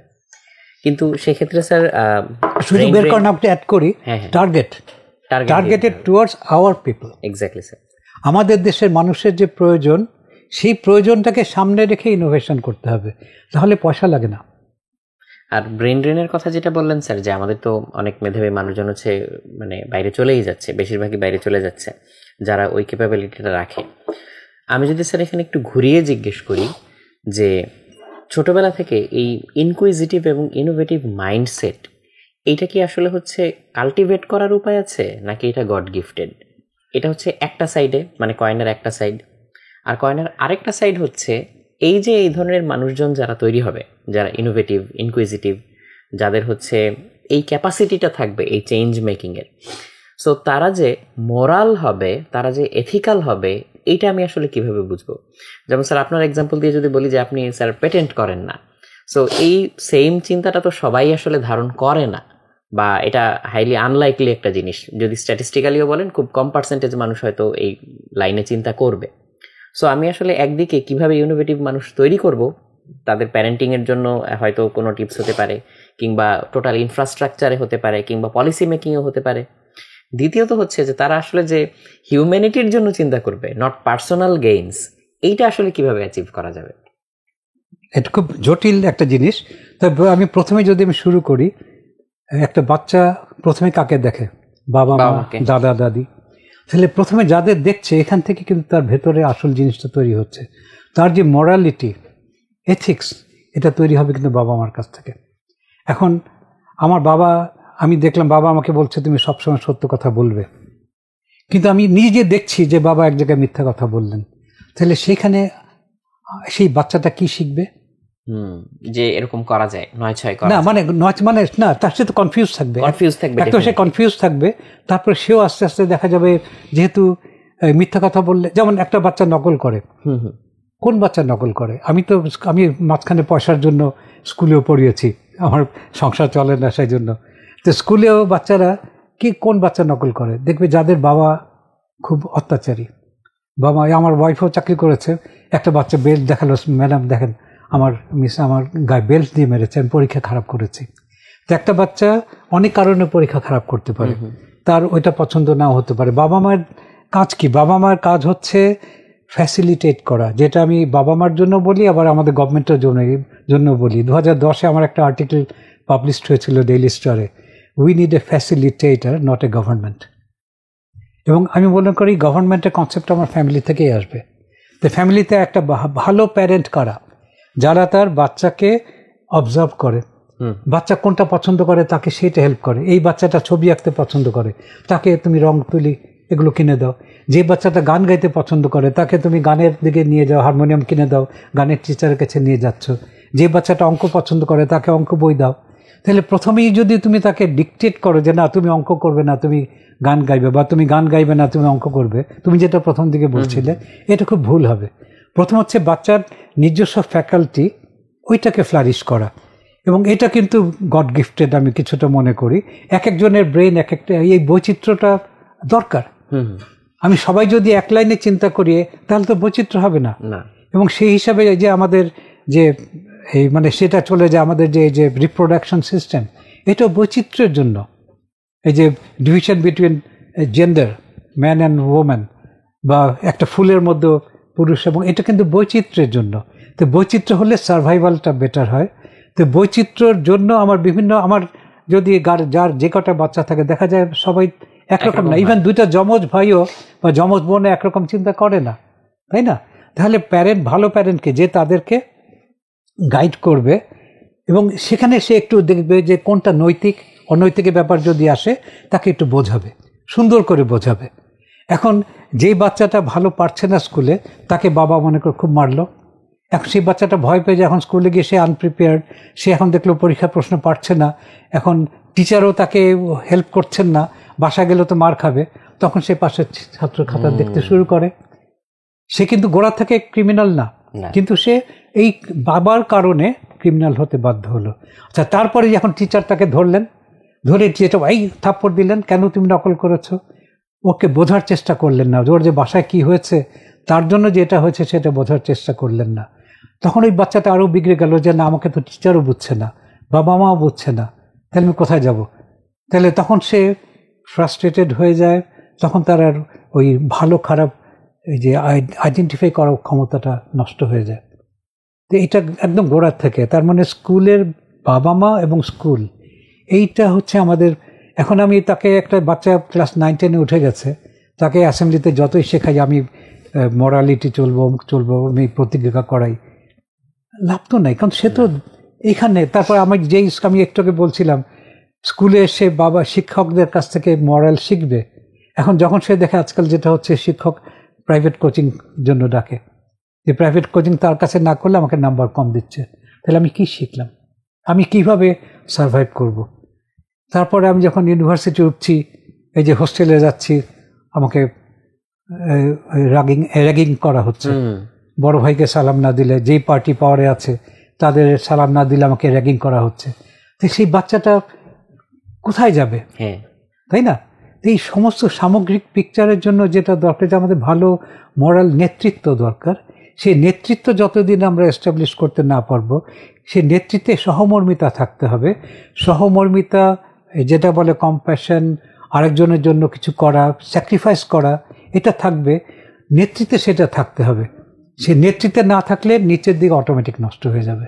এটা আমি নিজেও চেষ্টা করি, আমার যেখানে নেতৃত্ব দেওয়ার সুযোগ ছিল, আমার প্রতিষ্ঠানগুলোতে কিন্তু ভেতরে সমস্ত জিনিস খোলা থাকে, টাকা পয়সা, যন্ত্রপাতি, এমনকি কম্পিউটার, সব মোবাইল ফোন আমাদের ভেতর থেকে চুরি হয় না, কিন্তু আমাদের কার্জন হলে বাইরে বারান্দা থেকে সাইকেল চুরি হয়। আমাদের বলি দেখো, আমাদের ভেতরে আমাদের সব বিশ্বাস আছে, কিন্তু বাইরে যারা মানুষ তাকে তো আমি কমিউনিকেট করতে পারছি না। অতএব মানুষের বিশ্বাস প্রত্যেকটা মানুষের মধ্যে আছে। আমি যেটা মনে করি, প্রত্যেকটা মানুষের ভালো দিক আছে, আবার খারাপ দিক আছে। আমরা যে ধর্মে যেটা বলি যে ইবলিস কথা, ইবলিস কিন্তু আমার ভেতরে। আমার ভিতরে ইনসান যেটা, সেটা হলো ভালো। আমি যেভাবে চিন্তা করি, ইনসান হচ্ছে আমার ভালো সাইড, ইবলিস হচ্ছে আমারই খারাপ সাইড। এখন যদি আমি আমার যে সিস্টেম বা আমার চর্চা সব কিছু যদি ভালো মানুষকে ইনসাইড, ভালো মানুষটাকে বের করে নিয়ে আসার জন্য হয় পরিবেশ, তাহলে আমার ওইটা ফ্লারিশ করবে। আর যদি ওইটাকে দাবিয়ে রেখে ইবলিসটাকে ফ্লারিশ করার চেষ্টা হয়, এখন চিন্তা করো, জাস্ট একটা চলে আসে যে আজকে আমাদের যে গভর্নমেন্ট এবং ডেমোক্রেসি, আমি এগুলো নিয়ে খুব লিখি। 15 বছর আগে কয়েকটা আর্টিকেল লিখেছিলাম যে ডেমোক্রেসিতে কি বলতে হচ্ছে। মনে করো আমি তুমি খুব ভালো বন্ধু, তা আমরা ইলেকশনে দাঁড়ালাম, তা আমি বললাম আমাকে ভোট দাও, ওকে ভোট দিও না, যে আমার পলিসি ভালো, ওর পলিসি ভুল, আমার জ্ঞান বেশি, ওর জ্ঞান কম। অথচ সারা মানুষ আমি যদি মানুষের লক্ষ বছর ইতিহাস ধরি, এই লক্ষ বছর ধরে মানুষের ব্রেইন ডেভেলপ করে আমরা শিখেছি আপনারে বড় বলে বড় সেই নয়, লোকে যারা বড় বলে বড় সেই। কিন্তু এখানে আমি কিন্তু বলছি আমাকে ভোট দাও, আমি ভালো, আমি এই দেশটাকে সোনার বাংলা করে দেব, ও পারবে না। এখন আমি যখন পাওয়ারে আসলাম, এবং এটা ক্ষমতা বলছি, আমরা কিন্তু ক্ষমতা বলছি, তার মানে আমি একটা ইলেকশনের মাধ্যমে একটা ক্ষমতায় যাচ্ছি থ্রু এ মেজরিটি। তার মানে আমি যাদের সাপোর্ট পেয়েছি তাদের স্বার্থটা আমার জন্য বড় হয়ে যাচ্ছে। তাহলে মাইনরিটি উইল অলওয়েজ সাফার, সে যে কোনো হোক, ধর্মীয় হোক, নৃগোষ্ঠীর হোক, মাইনরিটি সাফার করবে। এবং ইদানিং আমার একটা মাথায় খুব কষ্ট লেগেছে, ইদানিং একটা ইউনিসেফের একটা রিপোর্ট দেখলাম, বাংলাদেশে 34 লক্ষ পথ শিশু আছে, এবং এটা তারা নিয়েছে গভর্নমেন্টের জন্ম নিবন্ধন দপ্তর থেকে। তার মানে এটা মোটামুটি ঠিক। এই বাচ্চাগুলোর জন্য আমরা কেউ চিন্তা করিনি এত বছর, 50 বছর। কেন চিন্তা করিনি? কারণ এই বাচ্চাগুলো ভোটার না। যারা ভোটার তাদের স্বার্থ আমরা দেখি, যারা মেজরিটি আমার তার স্বার্থ আমি দেখি। আমি তাই বিশ্ববিদ্যালয়ের ছাত্রদের আমি পেলে এরা হইচই করতে পারে, এরা রাস্তা দখল করতে পারে, এই জন্য এদেরকে আমি এদের মানে খুশি রাখার চেষ্টা করি। ইন্ডাস্ট্রির শ্রমিকরা একসঙ্গে হয়ে অনেক কিছু করতে পারে, তাদের খুশি রাখতে চেষ্টা করি। কিন্তু গ্রামের যে শ্রমিক, যে কৃষক, যে কোটি কোটি কৃষক আমার জন্য খাবার তৈরি করছে, এরা তো একত্র হতে পারে না, হলে তার দিন চলবে না, সে কিন্তু সাফার করে। আর এই যে পথ শিশু, এটা আমার কাছে খুবই কষ্ট লেগেছে। এই 5 বছর থেকে 15 বছরের বাচ্চা, এদের ভোটার না, এই জন্য এদেরকে আমরা দেখছি না। এখন পাশ্চাত্যের গণতন্ত্রের যারা সকল ধ্বজাধারী, তারা বলবে যে এই ডেমোক্রেসিতে তোমাকে বিক্ষোভ করার অধিকার দিতে হবে, প্রসেশন মিছিল করার অধিকার দিতে হবে। অর্থাৎ ধরে নিচ্ছে যারা নেতৃত্বে আছে তারা ভুল করবে, সেই ভুলগুলো সংশোধন কথাই হবে না, ওই স্লোগান দিয়ে করতে হবে। এখন এই 5 থেকে 15 বছর বাচ্চাদের ট্রেড ইউনিয়ন তারা করতে পারবে? তারা কি জানে তার অধিকারটা কি? তার মানে আমি যেটা বলি যে সক্রেটিস, প্ল্যাটো ভুল করেছিলেন, আমি কিন্তু এখন ওইখানে চলে যাচ্ছি। তারা গ্রিক ডেমোক্রেসি যেটা কনসেপ্টটা দিয়েছেন, সেই কনসেপ্টটা ছিল ওই রাজতন্ত্র থেকে তারা সরতে পারেননি। তারা কি করেছেন? মানুষের ভোট নিয়ে কয়েকজনের হাতে তুলে দিচ্ছেন। তার মানে আমাদের যে কোটি কোটি মানুষের যে ক্ষমতা পাওয়ার, সেই ক্ষমতাটাকে কেড়ে নিয়ে কয়েকজনকে দেওয়া হলো। আগে রাজা একাই ডিক্লেয়ার করে ক্ষমতাটা নিতেন, এখন আমরা সবাই তোমার আমার কাছ থেকে পাওয়ার অফ অ্যাটর্নি যেমন নেওয়া হয় সেভাবে নিয়ে নিচ্ছি। তার মানে এটা খুব সূক্ষ্মভাবে আমার তোমার ক্ষমতাটা নিয়ে যাওয়া হচ্ছে, এবং আলটিমেটলি চলে গেল সেই রাজতন্ত্রেই। কিন্তু এটা রাজতন্ত্রের থেকেও খারাপ, কারণ রাজতন্ত্রতে এক রাজা থাকে, তার ছেলে পেলে থাকে, আর এখানে তো প্রত্যেক কয়েক বছর পর পর নতুন রাজা হয়, তাদের কয়েকশো শাগরেদ থাকে, আবার গ্রামে গ্রামে ইলেকশন হয়, তাদের ক্যাডার থাকতে হবে, তাদেরও তো তারা প্রিন্স সবাই, অর্থাৎ তারা সবাই অত্যাচার করবে, কারণ তাদের তো চলতে হবে। তখন সবার কাছে তারা কেড়ে করে নিয়ে খাবে, একটা সুন্দর মেয়ে দেখলে তাকে রেপ করবে। আমরা এখানে কিছু করতে পারছি না। অতএব আমাদের সব কিছুর জন্য ওটা দরকার। এখন আমাদের তরুণদের জন্য যেহেতু এই পার্টিকুলার জিনিসটা আমার খুব কষ্ট লাগে, এই ছোট বাচ্চাদেরকে আমি এই জিনিস শোনাচ্ছি, কিন্তু এটা আমাদের ভাবতে হবে। কারণ আজকে আমাদের মেন্টাল একটা বললাম, একটা চারদিকে একটা কাভার পড়ে গেছে, ওই সেই রাজার মতো আমাদের শেখানো হচ্ছে যে এইটাই গণতন্ত্র, নির্বাচন, এটাই আসল। আমি কি নির্বাচনের জন্য আমার মূল লক্ষ্য কি নির্বাচন, নাকি মূল লক্ষ্য এই দেশের মানুষের জীবনটা সুন্দর করা, সেটাই হওয়া উচিত, সহমর্মিতা, এই স্বার্থত্যাগ?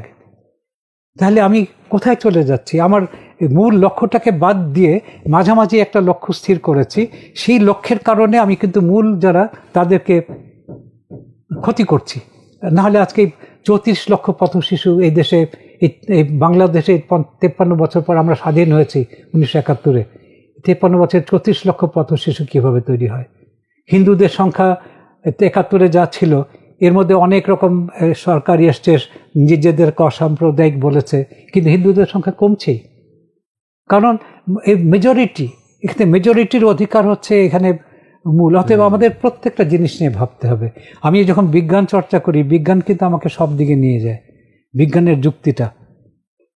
তাহলে এইখানটা আমার ভাবতে হবে, আমাকে ধর্ম নিয়েও ভাবতে হবে। ধর্মের যে এটা চলে আসছে, আমি তো মনে করি যে ধর্মের মূল জিনিস হচ্ছে যে ওই যে বললাম শিম্পাঞ্জির সঙ্গে আমার তফাৎ কোথায়, 1.2%।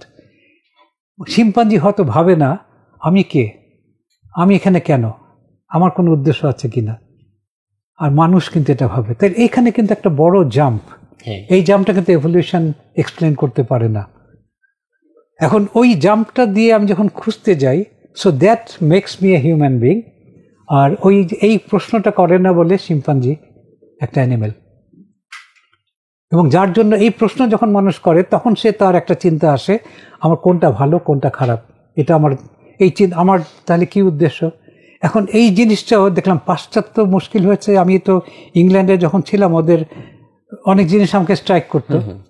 এই প্রসঙ্গে ইদানিং আমি জেন্ডার নিয়ে একটু চিন্তা করছি। জেন্ডারটা আমাদের তখন থেকে আমাদের স্ট্রাইক করেছে, যে ইদানিং তুমি দেখতে পাচ্ছ জেন্ডার নিয়ে অনেক কথাবার্তা হচ্ছে। আমেরিকায় তো প্রচুর এগুলো হচ্ছে, ওখানে নাকি এগুলো নিয়ে কথাই বলা যায় না, তোমাকে আউটকাস্ট করে দেবে, LGBTQ ইত্যাদি। আমাদের ইদানিং একটা হয়েছিল, আমরা কোন একটা দেশের থেকে আমাদের টেলিমেডিসিন করি আমরা ঢাকা ইউনিভার্সিটি থেকে, আমরা কয়েক $1 মিলিয়ন একটা ফান্ড পেতে পারতাম। কনসেপ্ট নোট দিয়েছি, ওরা পছন্দ করেছে। আরও খানিক এগিয়ে গেছে, বছরখানেক নেগোসিয়েশন হওয়ার পর ওরা শর্ত দিয়েছে, এখানে sexual and reproductive health and rights এই কথাটা রাখতে হবে। আমি বললাম আমি হেলথ নিয়ে কাজ করছি, আমি তো রাইটস নিয়ে কাজ করছি না। আর আমি রাইটস নিয়ে কাজ করতে গেলে ওরা আমাকে কয়েকদিন পর চাপিয়ে দেবে, তোমাকে এই বিভিন্ন LGBTQ এদের রাইটস নিয়ে তোমাকে কথা বলতে হবে। তা আমি এখনো মনে করি এটা নিয়ে ভাববার দরকার আছে, কিন্তু আমার মনে হয় পাশ্চাত্য ভুল করছে। কারণ পাশ্চাত্যের ফিলোসফাররা সামহাউ এই 2000 বছর থেকেই যদি আমি হিসাব করি, আর এই রিসেন্ট এগুলো তো খুব রিসেন্ট, মানে আমাদের সিভিলাইজেশনগুলো অনেক হাজার বছর আগের, প্রায় অ্যাটলিস্ট 10-11 হাজার বছর আগের সিভিলাইজেশন। আর এমনি মানুষ হিসাবে তো বলা হয় যে লাস্ট 2 মিলিয়ন ইয়ার, 20 লক্ষ বছর ধরে মানুষ আছে, যেটা আফ্রিকাতে শুরু হয়েছে। অতএব এই যে মানুষের যে অভিজ্ঞতা, এর তুলনায় কয়েকশো বছরের দর্শন ঠিক না। কিন্তু দুঃখজনকভাবে আমাদের যারা শিক্ষিত, পাশ্চাত্যে গিয়ে আমরা PhD করে আসি, আমরা গিয়ে ওদেরটাকে আপন করে এনেছি, এটাই আসল। আমার মনে আছে আমার এক আত্মীয়, উনি এখনো বেঁচে আছেন, আশা করি উনি কিছু মনে করবেন না। 60s উনি PhD করেছেন, 1960s ওই সময়টায়। উনি এসে বললেন যে এডুকেশন মিনস ওয়েস্টার্নাইজেশন। কিন্তু ডেফিনেটলি উনি চেঞ্জ হয়েছেন, কারণ তার ছেলেপেলেকে উনি এই দেশীয় শাস্ত্র, এই দেশীয় সঙ্গীত এগুলো শিখিয়েছেন এবং যথেষ্ট। তো এই যে আমাদের চিন্তাটা ইনিশিয়ালি, এবং এটা অনেকের মধ্যে আছে। আর ওই যে আরেকটা বললে যে আমাদের এই যে ব্যবসার ব্যাপারে, যে আমি যেমন কিছুদিন আগে ঢাকা ইউনিভার্সিটি একটা এন্টারপ্রেনারশিপ নিয়ে একটা হলো একটা সেমিনার, তা আমাকে কিনোট স্পিকার করা হয়েছিল। আমি কিন্তু এন্টারপ্রেনারশিপ করছি 40-45 বছর আগের থেকে। তখন আমাকে অনেকে বলতো যে আপনি ইউনিভার্সিটি করে ব্যবসা করছেন, এটা কি আইন সিদ্ধ হচ্ছে? তো আমি বলতাম, দেখেন আমি দেশে এসেছি, আমার টার্গেট হচ্ছে দেশের মানুষকে কিছু সাহায্য, তাদেরকে আমি আমার জীবন দিয়ে কিছু করতে পারি কিনা। এখন বিশ্ববিদ্যালয় বা দেশের আইন যারা করছেন, তারা কিন্তু সবকিছু ঠিক বুঝছেন না। তো সেক্ষেত্রে আমি আমার বিবেক দিয়ে বিবেচনা করব, তারা যদি ভুল করে থাকেন আমি সেটা কিছুটা পাশ কাটিয়ে লুপহোল খুঁজবো, আমি পাশ কাটিয়ে করছি। এখনও আমি বলবো আমি অনেক আইনের পাশ কাটিয়ে চলছি, ওই মানে নাহলে ওই আইন মেনে যদি করো তাহলে দেশে কোনো উন্নতি হবে না, মানুষের কোনো উন্নতি হবে না। তাহলে আমি যেটা বলছিলাম, যে আমার কিনোট স্পিচে আমি বললাম যে দেখো আমাদের যেটা লক্ষ্য হবে যে আমার যে নলেজ আছে, যেটা আমি আগে বলেছি, এটা দিয়ে আমি একটা জিনিস বানাবো, বানিয়ে এটা মানুষের কল্যাণে যেন আসে, সেজন্য আমি এটা বাজারজাত করব, প্রোডাকশন করব, বাজারজাত করব। কিন্তু এটা যদি আমাকে সাস্টেইন করতে হয়, তাহলে আমাকে কিছু প্রফিট নিতে হবে।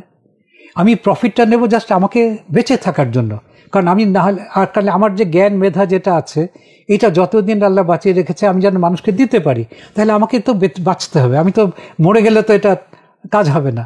সে বাঁচার জন্য যতটুকু আমার দরকার সেটুকু আমি প্রফিট নেবো, এটা হবে আমার মোটিভ। যেটি অনেকে যেমন প্রফেসর সামাজিক ব্যবসা বলছেন, এটা মূল উদ্দেশ্য। কিন্তু আমি এটা বলি, আমি যখন এটা বললাম, এর পর মুহূর্তে আমার স্পিচের পর আরেকজন ইনভাইটেড স্পিকার ছিলেন, উনি সরকারের একটা বড় জায়গায়, তো উনি বললেন যে আমার কথা বললেন, উনি যেটা বলে গেছেন এটা খুবই অল্ট্রুইস্টিক ইত্যাদি ইত্যাদি। আমাদের দেখতে হবে যে এন্টারপ্রেনারশিপে বা সে কোন দেশ সবচেয়ে ভালো করছে। America is the country which is most successful ব্যবসায়, এবং তারা কিন্তু প্রফিটকে সামনে রেখে তাদের সব ব্যবসা করছে। অতএব আমাদের এই রব্বানী সাহেব যেগুলো বলেছে, এদিকে তোমাদের ছাত্রদের উদ্দেশ্য করে বলা ছিল, যাওয়া ঠিক হবে না, আমেরিকার ওইটা ফলো করতে হবে। এখন এই যে আমাদের মানে আমি দুঃখজনকভাবে আমি তার সঙ্গে ডিসএগ্রি করি, কারণ এই প্রফিট সামনে রাখার ফলে আজকে আমাদের এই দুর্দশা। এবং আমি এখানে কিন্তু ইকোনমিক্সেও আমি হাত দিই। ইকোনমিক্সে অ্যাডাম স্মিথ কয়েকশো বছর আগে উনি বলেছেন, তার মধ্যে অনেকগুলো পয়েন্ট উনি বলেছেন, কিন্তু তার মধ্যে একটা কি পরবর্তী ইকোনমিক্সটা তুলে ধরেছেন, যে মানুষের সেলফ ইন্টারেস্ট মানুষকে ড্রাইভ করে টু ওয়ার্ক। অতএব সেলফ ইন্টারেস্টকে সামনে রেখে সমস্ত ডিজাইন করতে হবে। ইকোনমিক্সের বেসিক ফিলোসফির মধ্যে এটা। এখন কথা হচ্ছে, যখনই আমার সেলফ ইন্টারেস্ট আসবে, it will turn to selfishness. এটা ন্যাচারাল, এটা ঠেকানো যাবে না। তাহলে যা হচ্ছে আজকে, ওই সেলফিশনেস থেকে পেটেন্টিং আসছে, সেলফিশনেস থেকে আমি তোমাকে কিভাবে ঠকাতে পারি, আমি তোমাকে জিনিসটা বিক্রি করব 2 টাকার জিনিস আমি 2000 টাকায় বিক্রি করব, আমার সেলফিশনেস থেকে তোমাকে আমি উঠতে দেবো না।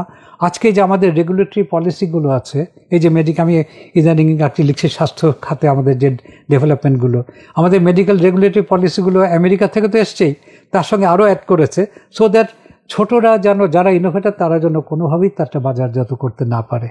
সমস্ত রেগুলেশন পলিসি হচ্ছে যে যারা বড় ব্যবসায়ী তারা যেন ব্যবসা করতে পারে, ছোটরা যেন উঠতে না পারে।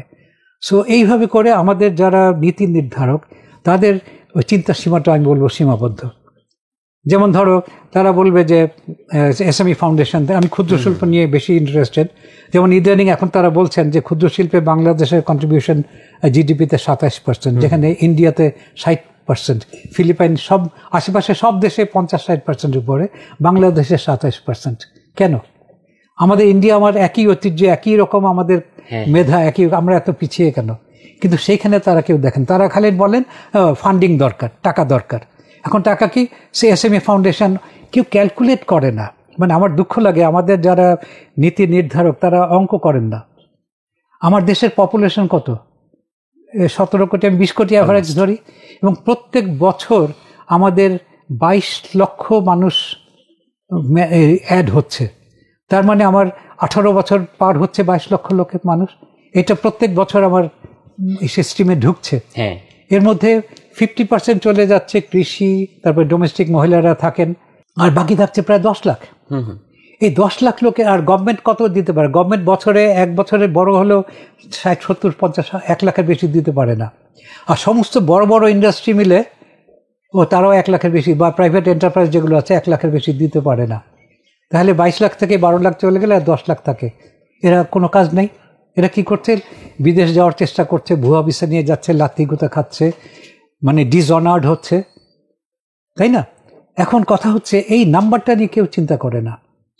এবং সেখানে এই যে মানুষগুলো, এই যে 8 লাখ মানুষ বিদেশে যাচ্ছে, প্রত্যেকে কিন্তু 7-8 লাখ টাকা খরচ করে যাচ্ছে। এখন বাংলাদেশে একটা স্মল ইন্ডাস্ট্রি করতে বা স্মল ক্ষুদ্র ব্যবসা করতে কত টাকা লাগে?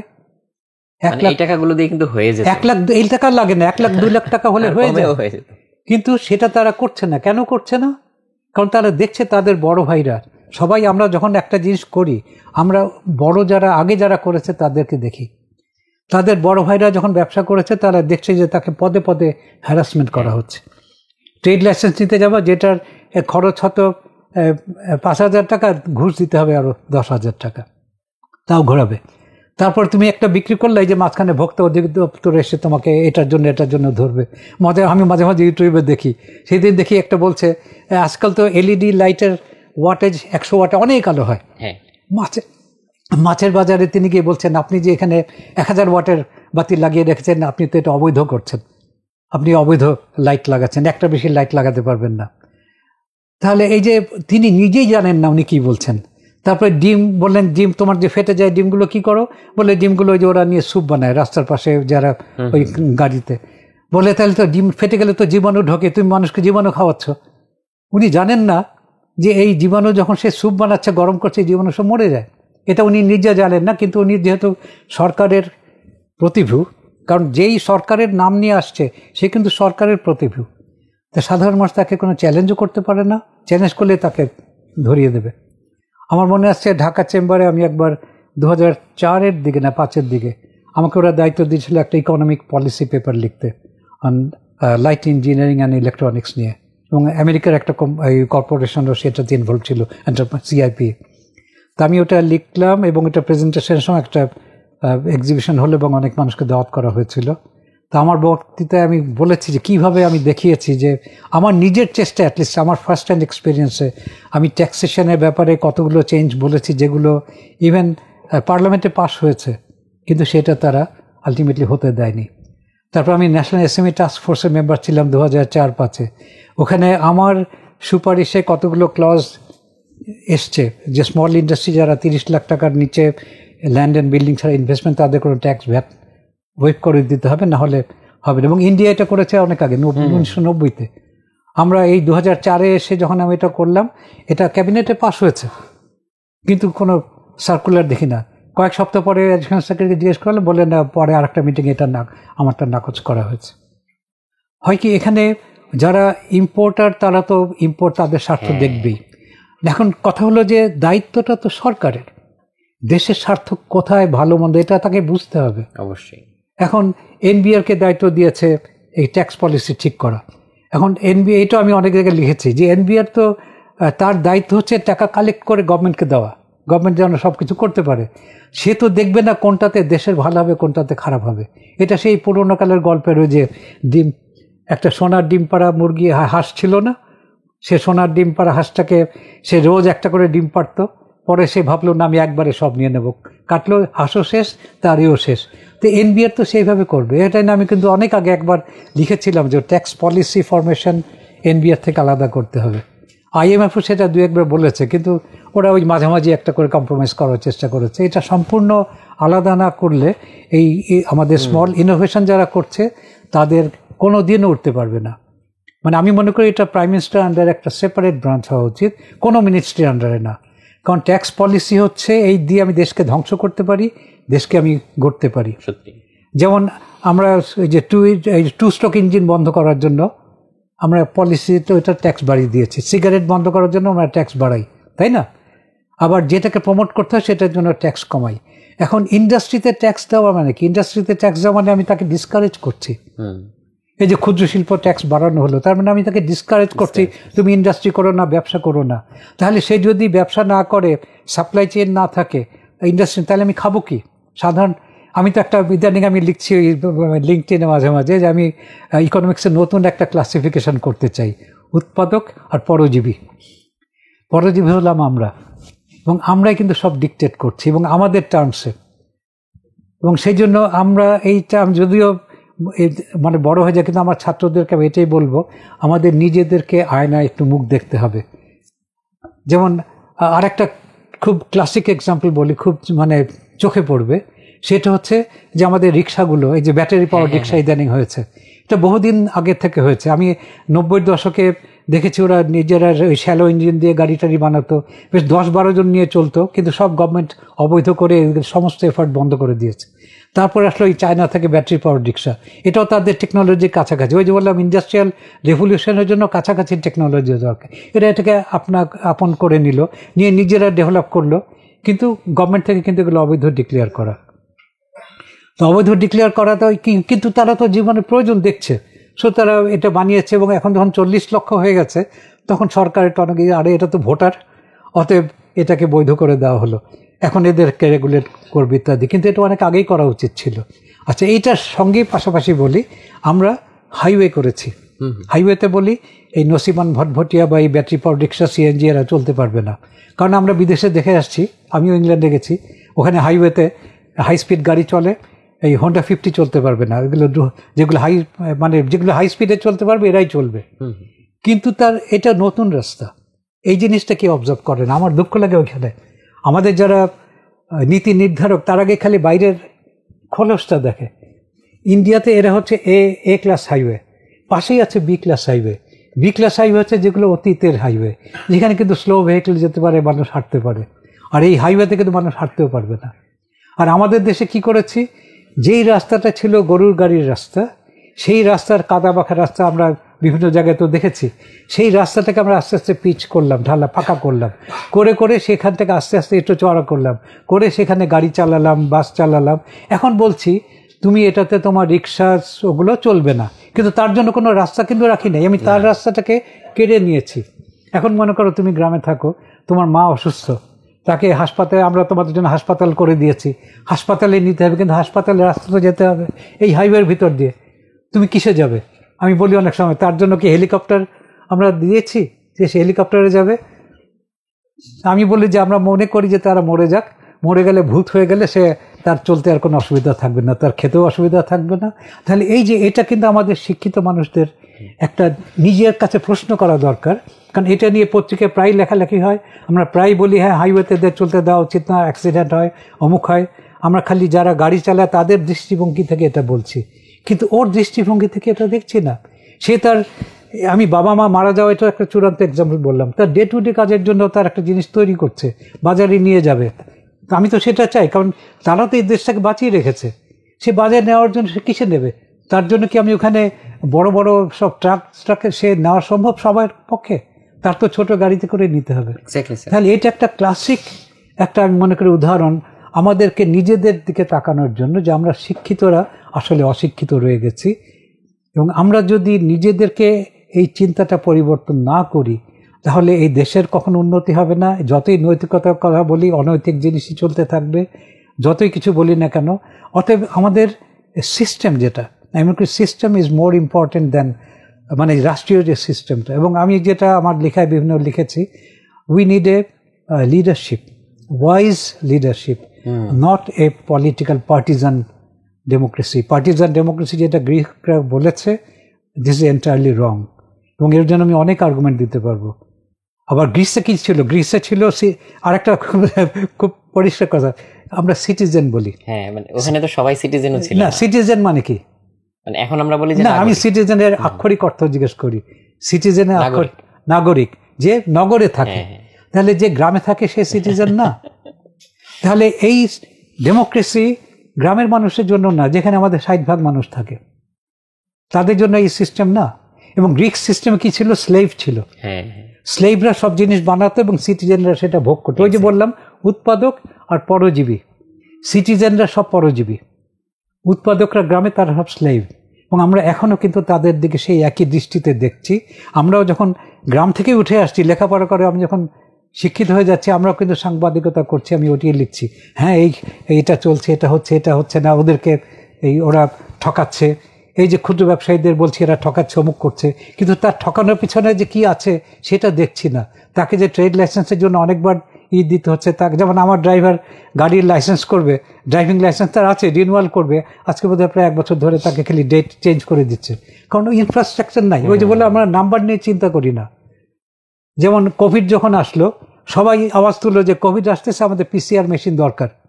আমাদের সরকার থেকে বলা হলো না, আমাদের একটা মেশিন আছে, একটা পিসিআর মেশিন আছে, অতএব ওইটাই চলবে। মানে আমরা এমন, আমাদের দুঃখ লাগে যে তারা ফোর্সই করতে পারছে না। এর কারণ কি? ওই যে বললাম, আমরা ট্যালেন্টেডদের তো বিদেশে পাঠিয়ে দিয়েছি। এখন যারা লেস ট্যালেন্টেড, আমি তাদের দোষ দিচ্ছি না, কিন্তু তারা ঠিক ওইটার জন্য, ওই জায়গার জন্য ফিট না। তারা এটা চিন্তা করতে পারছেন না। উনি চিন্তা করছেন একটা পিসিআর মেশিন থেকে এই 20 কোটি দেশের মানুষ, যেখানে প্রত্যেক 1 কোটি মানুষ বিদেশে থাকে আর যাওয়া আসা করছে, বিদেশেরা যাওয়া আসা করছে, একটা মেশিন দিয়ে কীভাবে সেখানে কোভিড ডিটেক্ট করবে? পরে যখন অনেক দেরি হয়ে গেছে তখন অনেক ছড়িয়েছে।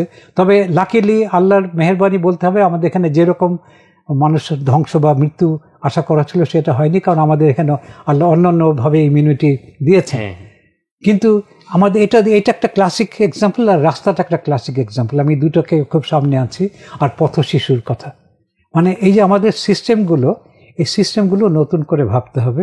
এবং এটাও আমি লিখেছি আজকে থেকে 15 বছর আগে, যে আমাদের সিস্টেম অফ স্টেট নিয়ে নতুন করে ভাবতে হবে। এই দলাদলি যতদিন থাকবে, দলাদলি মানেই কিন্তু আমি তোমাকে হেয় করছি। তাহলে আমি মানুষের বেসিক আমার যে মনুষ্যত্ব, সেটা বলে যে না, তুমি আরেকজনকে সম্মান করবে, তুমি আরেকজন কষ্ট পেলে তাকে সাহায্য করবে। এই ডেমোক্রেসি তো সেটা অ্যালাউ করছে না। ডেমোক্রেসি তো খালি আমার স্বার্থ নিয়ে, আমার মেজরিটি, আমার স্বার্থ। আমি এখানে মুসলিম মেজরিটি, মুসলিমদের ধর্মটাই খালি মেনলি চলবে, অন্য কারো ধর্ম এখানে তারা সুযোগ পাবে না। আমি এখানে বাঙালি, আমরা মেজরিটি, তাহলে এখানে ক্ষুদ্র নৃগোষ্ঠী চাকমা টাকমা ওদের কোনো, বা সাঁওতাল ভিলগারও তাদের থাকছে না, তাই না? এবং যার জন্য তারা সাফার করছে।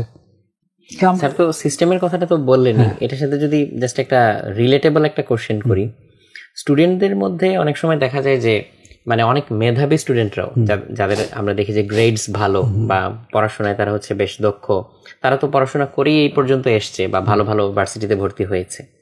তো এরকম স্টুডেন্টদের মধ্যেও কিন্তু একটা বড় অংশকে দেখা যায় তারা আসলে দিন শেষে খুব হতাশ হয়ে যাচ্ছে, এবং এই হতাশাটা এমন পর্যায়ে যাচ্ছে যে তারা আত্মহত্যার মতো দুঃখজনক ঘটনাও কিন্তু ঘটাচ্ছে স্যার। সো এইটা কি আসলে সিস্টেমের মধ্যেই ফেলা যায়, নাকি এটা নিয়ে স্যার আপনার আরো কোনো নিজস্ব চিন্তা ভাবনা? আমেরিকাতেও আমার নিজের ভাগ্নির ছেলেটা 18 বছর না কত বছর আত্মহত্যা করেছে। আমেরিকায় এরকম হচ্ছে, কারণ এই সিস্টেমটা ভুল।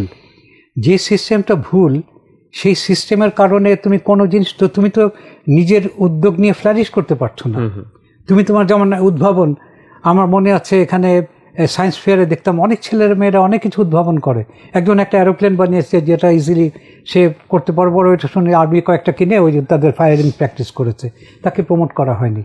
এই যে আমি নার্ভ কন্ডাকশন যন্ত্র বানিয়েছি 1988 সনে, আমাকে প্রমোট করা হয়নি, তাই না? বরঞ্চ বাধা দেওয়া হয়। এখনও যেমন বানাতে গেলে বলা ডিজিডি পারমিশন আছে, অমুক আছে কিনা ইত্যাদি। তা আমরা ওই লুপহোল খুঁজি, আমরা ডাক্তারদের কাছে ট্রায়াল হিসেবে বলি যে আপনারা ইউজ করেন, ডাক্তাররা ইউজ করছে, যারা তারা জানে এটার মানে মূল্য কী বা এটা কীভাবে কাজ করে। সো ওইভাবে করে আমরা চালাচ্ছি।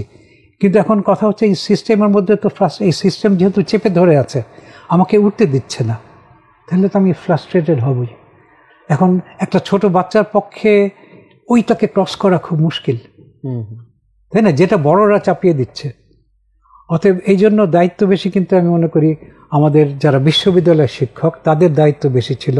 কিন্তু দুঃখজনকভাবে তারা সবাই ওই মানে যেখানে আমি মনে করব যে রাষ্ট্রীয় পর্যায়ে যারা মানে করছেন, তারা বিশ্ববিদ্যালয়ের শিক্ষকদের কাছে আসবেন যে স্যার আমরা এটা আটকে যাচ্ছি, আমাদের একটু হেল্প করেন, আমরা বুদ্ধি দেবেন।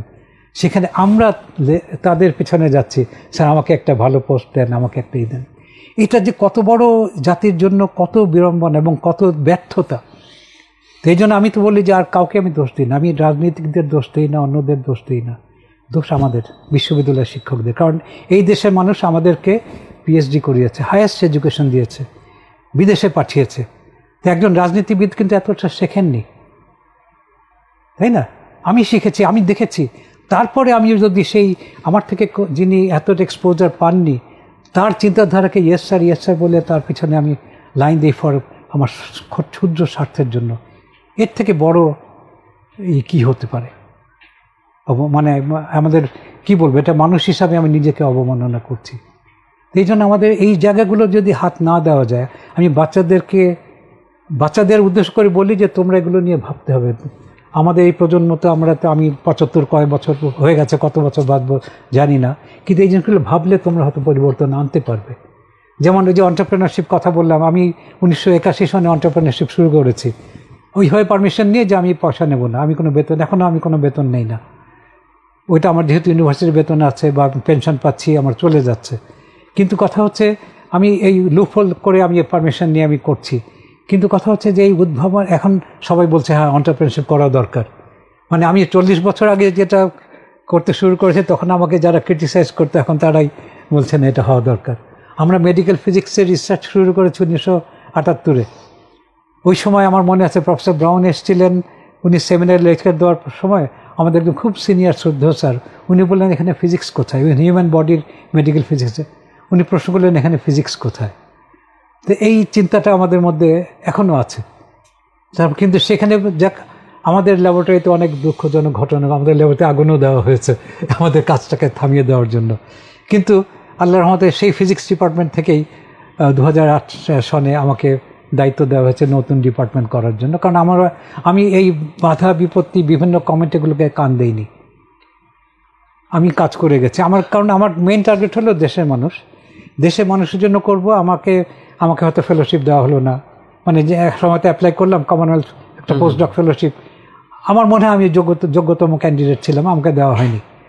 তো এরকম আরও অনেকগুলো আমাকে ডিপ্রাইভ করা হচ্ছে। কিন্তু মাঝে মাঝে মনে হয়েছে ফ্রাস্ট্রেশনে যে আমি চলে যাই, বা আমার ওয়াইফও বলতে যায় বাইরে চাকরি নাও।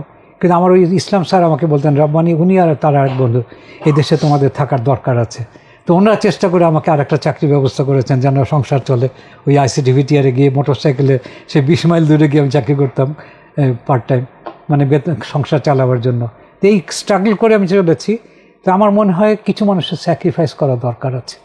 ওই যে আমি ট্যালেন্ট যাদের কথা বলছি, এরা যদি কিছু দেশে, মানে তারা ওরা বেশিরভাগ আর্গুমেন্টে যে দেশে আসলে আমাকে চাকরি দিচ্ছে না বা আমাকে যোগ্যই দিচ্ছে না, কিন্তু তারপরেও যার পক্ষে এখানে টিকে থাকা সম্ভব ফাইন্যান্সিয়ালি কোনোভাবে, যেমন আমি আমার ফ্যামিলির মধ্যে সপ্তম, আমার 8 ভাই বোন, অতএব আমার কোনো লায়াবিলিটি, মানে আমার কোনো দায় নাই অন্যদের প্রতি।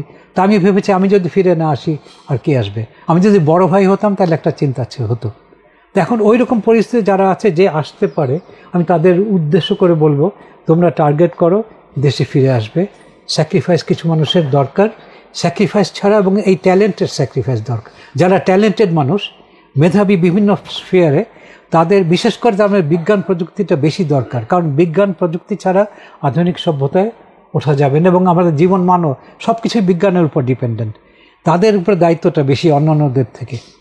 তা আমরা যে কিছু মানুষ স্যাক্রিফাইস করে আজকে যদি, যেমন আমি যে কাজগুলো করছি, এটা যদি আরও 50টা 100টা মানুষ এরকম করতো, তাহলে এটা একটা দানা বাঁধত। ওই যে বললাম, রিক্সা যারা করছে 40 লাখ হয়েছে, এখন সরকার আইন চেঞ্জ করছে।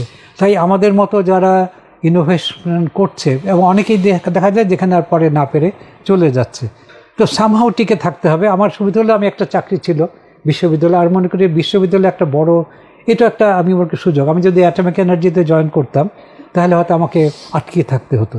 ওখানে বসরা বলতেন তুমি এই কাজটা করবে, এর বাইরে কাজ করতে পারবে না। কিন্তু বিশ্ববিদ্যালয় একটা সুবিধা হলো এখানে কেউ বস নাই।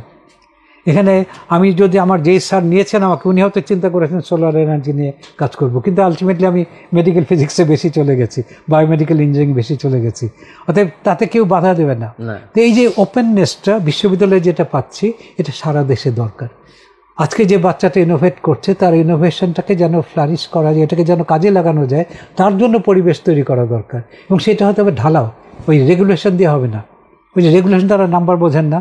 যেমন আমি বলি SME ফাউন্ডেশন, ওটা আমাদের SME টাস্ক ফোর্সের পরেই তৈরি হয়েছে। তারা যেমন 1 বছরে 1000 কোটি টাকা হতো ফান্ড দেবে, তারা মনে করছে যে ফান্ড দিলেই SME উঠে যাবে। 1000 কোটি টাকা তুমি ভাগ করো তো কজন লোক পাবে? 1000 কোটি টাকা যদি আমি 1 কোটি টাকা করে দিই, তাহলে কজনকে দিতে পারবো?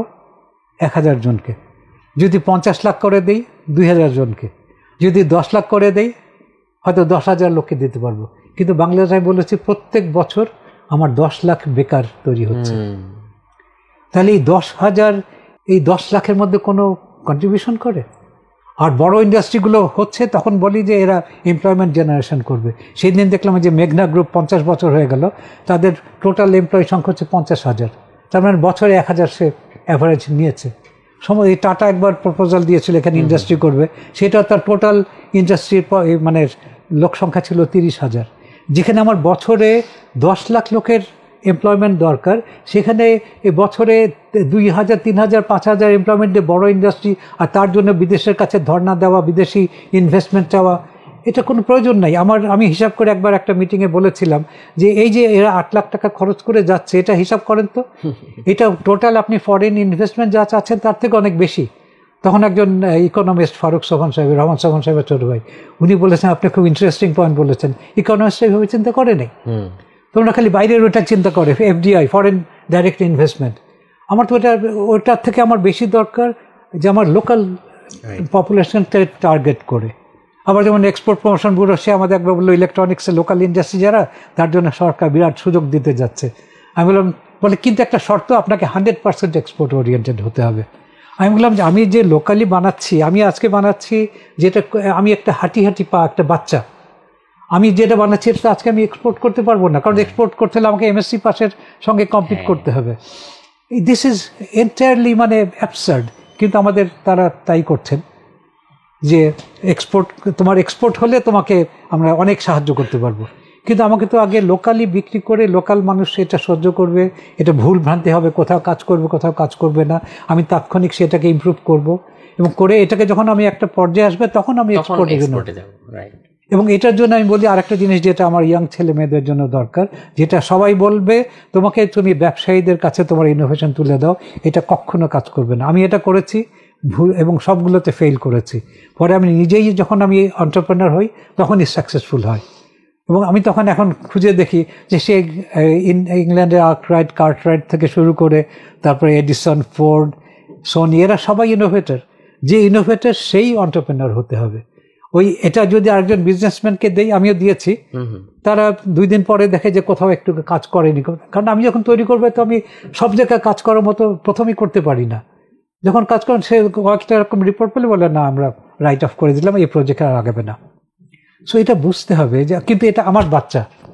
তা আমার যেমন আমি একটা উদাহরণ দিই, স্কুলে আমার বাচ্চা যদি ফেল করে, স্কুল কর্তৃপক্ষকে যদি আমি নালিশ করি, তার বলে দেখেন আমার অ্যাভারেজ দেখেন গসিয়ান ডিস্ট্রিবিউশন, আমাদের ম্যাক্সিমাম মেজরিটি ছাত্র পাস করছে, আপনার বাচ্চা খারাপ। কিন্তু আমার বাচ্চা তো স্ট্যাটিস্টিক্স না, ওই গসিয়ান ডিস্ট্রিবিউশন না। আমার বাচ্চা আমার জন্য 100%। আমি তখন তার পুরো এনার্জি দেবো বাচ্চার পেছনে। এই জন্যই তো ফ্যামিলি, এই জন্যই আসছে যে ফ্যামিলি, এই যে বিয়ের সিস্টেম, এই জেন্ডারের ব্যাপারগুলো, এগুলো সব কিন্তু লিঙ্কড আপ হয়ে যায়। আমার বাচ্চাটা আমার 100%, তোকে আমি যখন পুরো আমার এফার্ট দেবো, সেই বাচ্চাটা যেই মেধাই থাক না কেন, সে যা করতে পারতো স্কুলে গিয়ে, আমার প্রচেষ্টায়, বাবা মার প্রচেষ্টায় সে তার থেকে উপরে উঠবে। তার মানে আমি সেই গসিয়ান ডিস্ট্রিবিউশন যেটা বলে নর্মাল, সেটাকে আমি স্কিউড করে ফেলতে পারি, যেটা সমাজের জন্য লাভজনক। তো সব কিছু নিয়ে যদি আমরা চিন্তা করি, ম্যাথমেটিক্স, ফিজিক্স, সবগুলো নিয়ে আমাকে ভাবতে হবে। এই জন্য আমি আর ফিজিক্সের মধ্যে সে মতো কিন্তু থাকতে পারছি না। এবং না স্যার, আমরা তো আজকে অনেক কিছু নিয়ে আলোচনা করলাম, আমাদের আলোচনাটাকে মাল্টিফ্যাসেটেড বলা যায়। তবে স্যার যাওয়ার আগে যদি একটা প্রশ্ন করি, যে স্যার আপনার লাইফ থেকে আপনি যা দেখেছেন, যা যা এক্সপিরিয়েন্স করেছেন, যদি আমরা আমাদের ইয়াং পিপলদেরকে এনকারেজ করতে চাই যে দেশের জন্য কাজ করো, মানুষের জন্য কাজ করো, তাহলে তাদেরকে আপনি কি জিনিস করতে বলবেন বা কি চিন্তা করতে বলবেন, আর কোন জিনিসটা করতে নিষেধ করবেন? আমি যদি করতে বলি, সেখানে হচ্ছে তোমার যেটা ভালো লাগে, মেধা যেখানে আছে মনে করো, সেটাকে আইডেন্টিফাই করা। সেটাকে আইডেন্টিফাই করে সেইটার উপরে সামনে রেখে, টার্গেট রেখে আশেপাশে গিয়েও শিখতে হবে। খালি একটা জিনিস ফোকাস করলে হবে না। যেমন আমি কিন্তু ফিজিক্স করতে আশেপাশে পলিটিক্স সব নিয়ে আসছি, আশেপাশে সব জানতে হবে। এই জন্য আমার ওইটা হেল্প করেছে। আমি স্কুলে আমি বলেছি, আমি গান গেয়েছি, আমি আবৃত্তি করেছি, আমি ডিবেট করেছি, আমি সব কিছুই করেছি। তারপর এই জিনিসটা যতটুকু পারো, আমি বলবো যতটুকু পারো বিভিন্ন জিনিসে, এবং খালি পরীক্ষায় ভালো রেজাল্ট করতে হবে এটার জন্য চেষ্টা করবেন। আমার আর একটা জিনিস ভালো হচ্ছে, আগে তো ফার্স্ট সেকেন্ড ছিল ম্যাট্রিক ইন্টারমিডিয়েটে, ওটা খুব ক্ষতি করতো। এখন জিপিএস সিস্টেম অনেক বেটার হয়েছে। তখন একটা স্বার্থপরতা তৈরি হতো, আচ্ছা ও ফার্স্ট হবে, আমি ফার্স্ট সেকেন্ড, আমার নোট ওকে দেখাবো না। কিন্তু এখন ওইটা আল্লাহর মতো চলে গেছে। তারপরেও যেটা আমি বলবো যে তোমার নিজের যেটা মেধা আছে সেটা আইডেন্টিফাই করবা, এবং প্যারেন্টেরও একটা দায়িত্ব যে তার মেধা কোনটা জায়গায় কাজ করে এবং সেটা যেন সমাজের ভালোর জন্য হয়। এমন যদি হয় যে আমার মেধাটা এমন হয়ে আছে যেটা সমাজের ভালো করছে না, সেটা বাবা মা গাইড করতে হয়, তাই না? যে এটা না, এইদিকে যেও না, তুমি এইটা করো। সেই গাইডেন্সটা বাবা মার তরফ থেকে লাগবে। অতএব এখানে বাবা মা এবং বাচ্চা দুইজনেরই একটা কম্বাইন্ড একটা এফার্ট লাগবে। আর শিক্ষক, এখন সেই জায়গাগুলো আমাদের এখন বাচ্চারা যদি করে, তা এটা হলো তারা করবে, এবং সেখানে তার উদ্দেশ্য থাকবে আমি আমার এই জিনিস দিয়ে যেন ভবিষ্যতে মানুষের জন্য, আমি দেশের কথাটা আনতে চাই না। দেশ বললেই আবার দেশের স্বার্থপরতা চলে আসে, তাই না? দেশ নিয়ে আমি, মানুষের জন্য, এবং সে খালি বাংলাদেশের মানুষ না, আমি সারা পৃথিবীর মানুষের কথা বলবো। আমার পাশে ইন্ডিয়ার সঙ্গে আমাদের মারামারি হচ্ছে, কিন্তু মানুষের সঙ্গে তো মারামারি না। পাকিস্তানের সঙ্গে একসময় মারামারি ছিল, মানুষের সঙ্গে তো না। ইংল্যান্ডের সঙ্গে আমাদের ওরা কলোনিয়ালি করেছে, কিন্তু আমি ইংল্যান্ডে গেলে ওরা আমাকে আদর করে আপনি করেছে, আমাকে এই যে এত শিখিয়েছে। এখন যখন যাই এত বছর পরে, আমাকে হোটেলে থাকতে দেয় না, ওদের বাসায় থাকতে হয়। তাহলে এই যে ভালোবাসা আমি পেয়েছি বিভিন্ন দেশে, এই সব দেশে মানুষ ভালো, এই রাষ্ট্র ব্যবস্থাগুলো আমাদেরকে নষ্ট করেছে। অতএব ওইটা নিয়ে ভাবতে হবে যখন বড় হবে। আর এখনকার জন্য সে চেষ্টা হবে যে আমি সমস্ত মানুষের জন্য কিছু যেন ভালো করতে পারি, কিন্তু প্রথম ফোকাসকে আমার দেশের মানুষ যারা আমাকে খাওয়াচ্ছে, পড়াচ্ছে, তাদের ফোকাসটা আগে। আর কি করতে হবে না, এখন নৈতিকতার বিষয়গুলো অনেকগুলো অটোমেটিক চলে আসে, যে আমরা বলি সদা সত্য কথা বলবে, অমুক তমুক আছে। অনেক সময় নৈতিকতার দু এক সময় যখন আমার উপরে যারা থাকে তারাও যদি অন্যায় করেন, তখন অনেক সময় নৈতিকতা রাখা খুব কষ্ট হয়ে যায়। একটা হচ্ছে যেটা আমাদের ইসলামে বলে, তুমি যদি কোনো অন্যায় হতে দেখো, প্রথম হচ্ছে তাকে বল প্রয়োগ করে তাকে ঠেকাবে। যদি এমন অবস্থা থাকে যে বল প্রয়োগ করা যাবে না, করতে গেলে তুমি নিজেই মারা পড়বে বা সমস্যা হবে, তাহলে তুমি মুখে বলো। আর মুখেও যদি দেখো যে সেই অবস্থা পরিবেশ নাই যে মুখে বলে এটাকে ঠিক করা যাচ্ছে না, তখন মনে মনে ওটাকে ঘৃণা করো। এইটাই হচ্ছে ইমানের শেষ স্তর বলা হয়। তার মানে আমি নৈতিকতার শিক্ষায় আমি দেখব যে আমাকে আমার সিনিয়র একজন টিচার বা আমার বাবা মা বা আমার নেতা কেউ এমন কাজ করতে বলছে যেটা অনৈতিক, তা আমি এখন সেইখানে কিভাবে করব। এখন সেইখানে একটা হলো আমি সরে যাওয়া। আমি হয়তো যেমন আমি বললাম আমার একটা বড় বিদেশি একটা কয়েক মিলিয়ন ডলার, আমার কিন্তু টাকা পয়সা বেশ টানাটানি ফান্ডিং, কয়েক মিলিয়ন ডলার পাওয়ার সুযোগ ছিল, কিন্তু যেহেতু ওই যে জেন্ডার নিয়ে ওদের দৃষ্টিভঙ্গির রাইটসের কথাটা বলতে হবে, আমি এটাকে না করে দিয়েছি। এখন এইটা আমার জন্য একটা বড় কিন্তু ব্যর্থতা মনে হবে আপাত দৃষ্টিতে, কিন্তু আমি মনে করি আমার মাধ্যমে এই যেন ভুল জিনিসটা দেশে চলে না আসে, যদি আসতো তাহলে এটা আমার জন্য আরো কষ্টের হতো। তো এরকম ভাবতে হবে যে আমার মাধ্যমে, মানে আমার বাবা মা ভুল করতে পারেন, আমার শিক্ষক ভুল করতে পারেন, কিন্তু আমি যদি মনে করি যে এটা ঠিক, এটা হওয়া উচিত, আমি চেষ্টা করব ওই ব্যাপারে, দরকার হলে নিজেকে গুটিয়ে নিলাম একটু, কিন্তু ওইটা আমাকে পেতেই হবে বা ওই প্রাইসটা পেতেই হবে বা ওই জিনিসটা পেতেই হবে, সেটা যেন আমার মধ্যে না থাকে। ওইখানে ওইটা একটু স্যাক্রিফাইস করতে হবে, করলে কিন্তু in the long run you will win. এটাই আমার বক্তব্য। স্যার অনেক মানে গুরুত্বপূর্ণ একটা কথা বলেছেন যে স্যাক্রিফাইস, এই জিনিসটা আসলে যে কতটা গুরুত্বপূর্ণ সামনে এগিয়ে যাওয়ার জন্য এবং গ্রেটার গুডের জন্য, এইটা আমরা মনে হয় আজকে স্যারের কথাগুলো থেকে লাস্ট একটা লেসন হিসেবে নিতে পারি। স্যারের কথায় অনেক লেসন উঠে এসছে, গুরুত্বপূর্ণ অনেক কথাবার্তা উঠে এসছে, যেটা হয়তো স্টুডেন্টদের জন্য ডিরেক্টলি কাজে লাগবে, অনেকগুলো কথা হয়তো প্যারেন্টসদের জন্য কাজে লাগবে, এবং লার্জলি বেশ অনেকগুলো কথা আসলে আমাদের টিচারদের জন্য কাজে লাগবে, আমাদের শিক্ষকদের জন্য কাজে লাগবে, যে পর্যায়ের শিক্ষকই হন না কেন। সো আমরা খুব করে আশা করব যে আমরা এখান থেকে লেসনগুলো আমাদের মতো করে নিতে পারবো এবং আমাদের জীবনে আসলে কাজে লাগাতে পারবো। স্যারকে আবারও ধন্যবাদ জানাচ্ছি আজকে আমাদেরকে এই সময়টা দেওয়ার জন্য। অনেক ধন্যবাদ স্যার, আমরা অনেক কৃতজ্ঞ যে আমাদের সাথে এই আলোচনাগুলো আপনি করেছেন এবং আমাদেরকে নিয়ে এই চিন্তা ভাবনাগুলো করেছেন। এবং স্যার আশা করব ভবিষ্যতেও আমরা যদি এরকম আরো আয়োজন করি স্যার, আপনাকে আমরা সাথে পাবো ইনশাল্লাহ। আমিও ধন্যবাদ দিই যে আমার আজকে যে 75 বছর প্রায় হয়ে আসলো, এই মে মাসেই হবে, আর কতদিন বাঁচি জানি না, কিন্তু আমার যে অভিজ্ঞতাটা এটা আমার তরুণ প্রজন্মের কাছে শেয়ার করা দরকার, এবং সেটা একটা অপরচুনিটি আপনারা দিয়েছেন, এই জন্যই আপনাদের কাছে কৃতজ্ঞ। এবং ভবিষ্যতে ইনশাল্লাহ যদি যতদিন বেঁচে থাকি চেষ্টা করব ইনশাল্লাহ। স্যার প্রিয় দর্শক, সবার কাছ থেকে আজকে আমরা বিদায় নিয়ে নিচ্ছি। আসসালামু আলাইকুম।